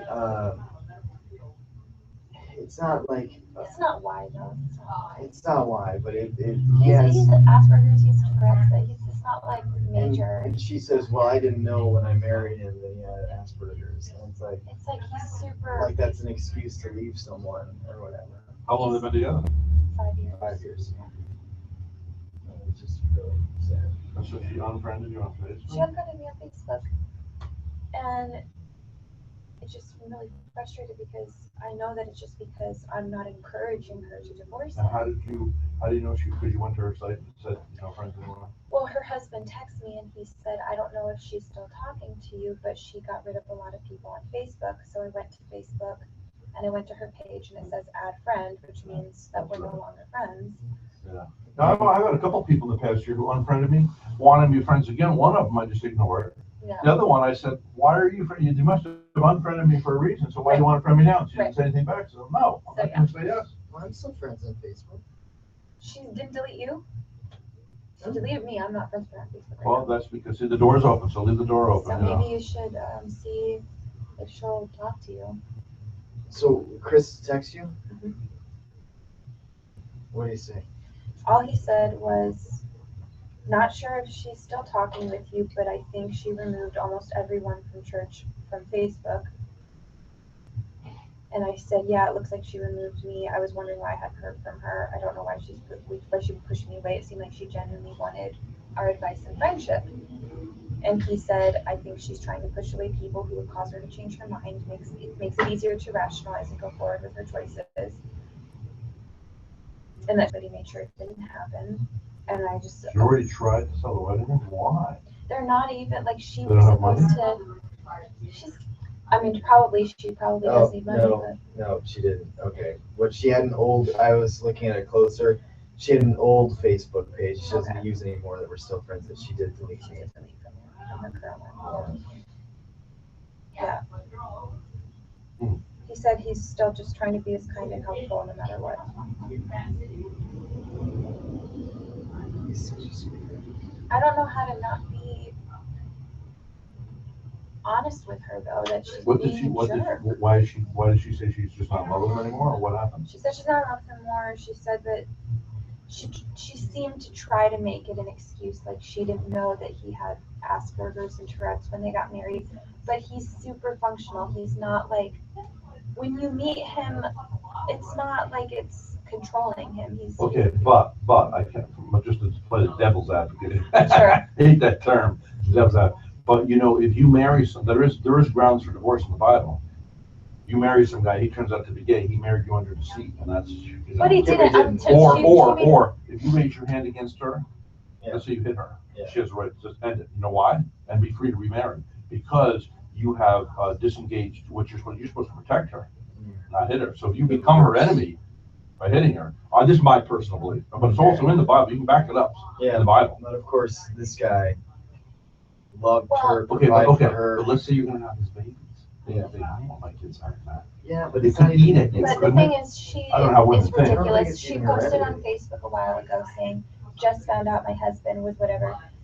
Everybody posted, how did you not know that? Literally everybody knows. And I think that personally, and I'm not her, but I think it's part of his charm. I even told him and his mom that if he had the option, if he was given the ability to get rid of his Tourette's, Yeah. I would tell him not to do it. I think that it's part of his Well, charm, and I Yeah, love it's kind of like it. Humphrey Bogart. It makes He him wanted to who get he rid is. of his. Wanted to get rid of his. Here's one. Got your pictures while you guys are here. Once you get next to her, right here, I'll take her, should have her just in there. You kind of lean down, you know. I want me. Yeah. That's it.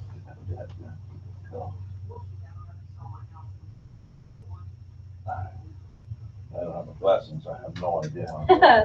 Now, one thing I could do is one like this, because then it shows you we're here, because it has the logo. Okay, great. I think it's classy. So when we get you think of this, I think that's a good shot. Good. She likes it. Fine, yeah. But yeah, so it's just a frustrating situation. And I want to be there for her, but I don't want to enable her because I do think that she's being stupid. So you going over with your families today? I don't know. No, that's what I said. We need to clean our house. Well, we also need to go pick up the grill because Are we doing that today? well, I need to at some point. Yeah. We've got a guest staying with us this week, starting tomorrow, because her father died, and she's 18 years old. She's 19. 19 years old. She's young. And yes. She And her mom's in Ohio, So, so she's by herself. Oh, so to keep her from being alone. yeah. She's got somewhere that she's moving into with her friends Yeah, soon, so it's but not that long. she's in between because she couldn't keep staying in the house she was living in with her dad, so she's gonna stay with us for a little bit.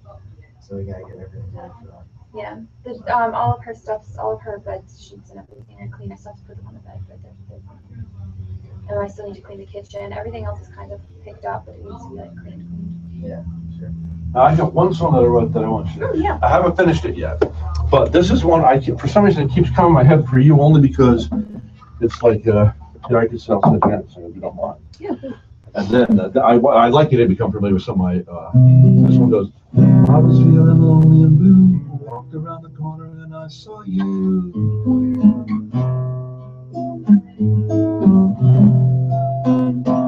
You were walking with a broken heart, looking for a brand new start.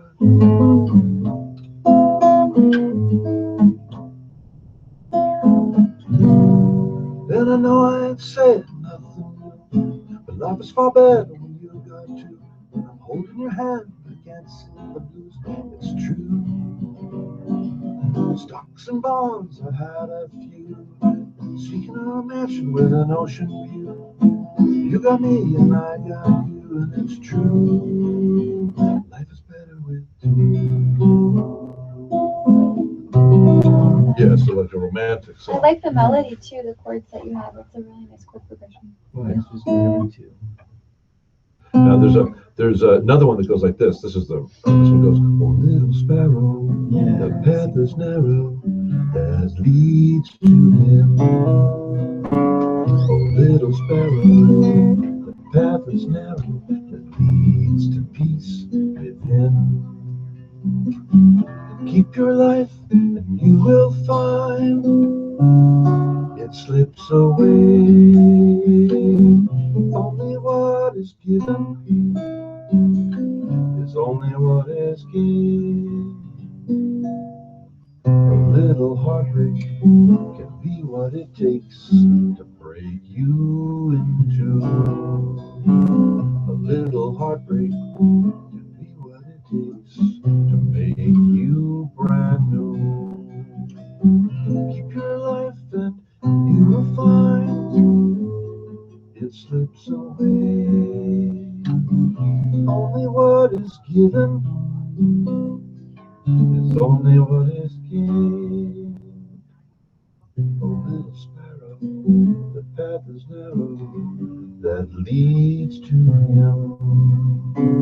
Oh little sparrow, the path is narrow that leads to peace within. Your life is hid in him. Little sparrow. So it's a gentle song, so I thought your gentle voice would, But anyway, it's just a thought. Yeah, I love that. That's really nice. Or if I should just call Joe and be like, hey, dude, Like, what's up? What's going on? Why are we deleted from Facebook? No, I wouldn't do it right away. Yeah. You got to give people the choice. She has her choice. Yeah. For you to ask why, that's her choice. Yeah. There's something very powerful. Pray about this. One of you can get this at your age. It took me all these years to learn. But see, it's always different, and you probably get it right away. There's some very powerful thing about choice. Yeah. Just like I had the choice to not drink or drink anymore. I didn't start drinking until I was 47. Yeah. And all of a sudden, then I'm with Don Proctor. He's my sponsor. And he said, we're sitting there at the Ocean Grill, and I just stopped drinking, and the lady went by with a big tray of booze and stuff, and I said, oh, I can't drink anymore. You know, yes, you can. I said, I can? She said, yeah. And I said, oh, well, then I choose not to. Yeah. I had the choice. That's right. God gives us something very powerful about choice. Yeah, I do like that. I hate when people say, oh, I have to do this. Imagine if you were some older and you were the king, really King Richard. Yeah. And you found her and you said, hey, you're my subject, you're going to marry me. Yeah. Well, okay, I got to do it. But you think now she has the freedom to go, oh, I choose to love him. I love him, so I want to marry him. Yeah. But isn't it a lot better than being, oppressed? Well, I think that's the story of our faith too. People get so frustrated that, oh, God lets this happen, God lets that happen. It's like, well, yeah, because we have free will, we have choice. Yeah. It wouldn't be the same if we were forced to do something. Yeah, so I don't know what this choice is. I've only touched the surface. I want you to get a picture with you two with the black background here. Forgive me, right? No, that's You're right. probably wondering, why does he want these pictures? Hey, you know what's really cool? Listen, look at this. This is absolutely cool. This is the Lord. This is amazing. Look at this. Now, okay, so look at your outfits. When this one, I thought it was black in this, but look, she's got dark. You've got red. I mean, the whole thing just doesn't work. It's all tied in together. I like it. Yeah. Very nice. All right, well, we Thank you should guys go. for coming over. Yeah, thanks for having us, Rhett. Coming. I didn't know you'd been on the show already years ago. I mean, like it was because I was just One of the hairstylists. one of the hairstylists. Yeah, it wasn't like me. It was just me kind of pushing the base down a little bit. Oh. Yeah, but it wasn't anything. It was Mark. All right, we'll see you guys All later. right, see Have a you, good day, Rhett. Rhett. Thanks. Now, if you find wiring run through a very narrow attic, you're lucky. I am totally available for that. And even if I jumped up and down in the ceiling, I probably still would.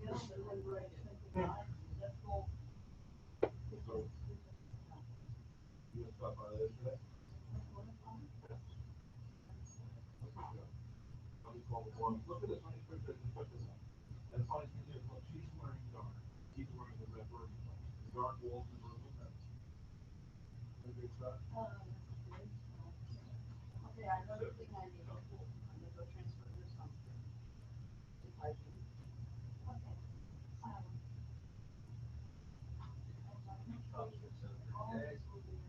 Yeah, the cops aren't coming in today. Before you ask. Did they pre-record? They didn't pre-record. They're running a replay.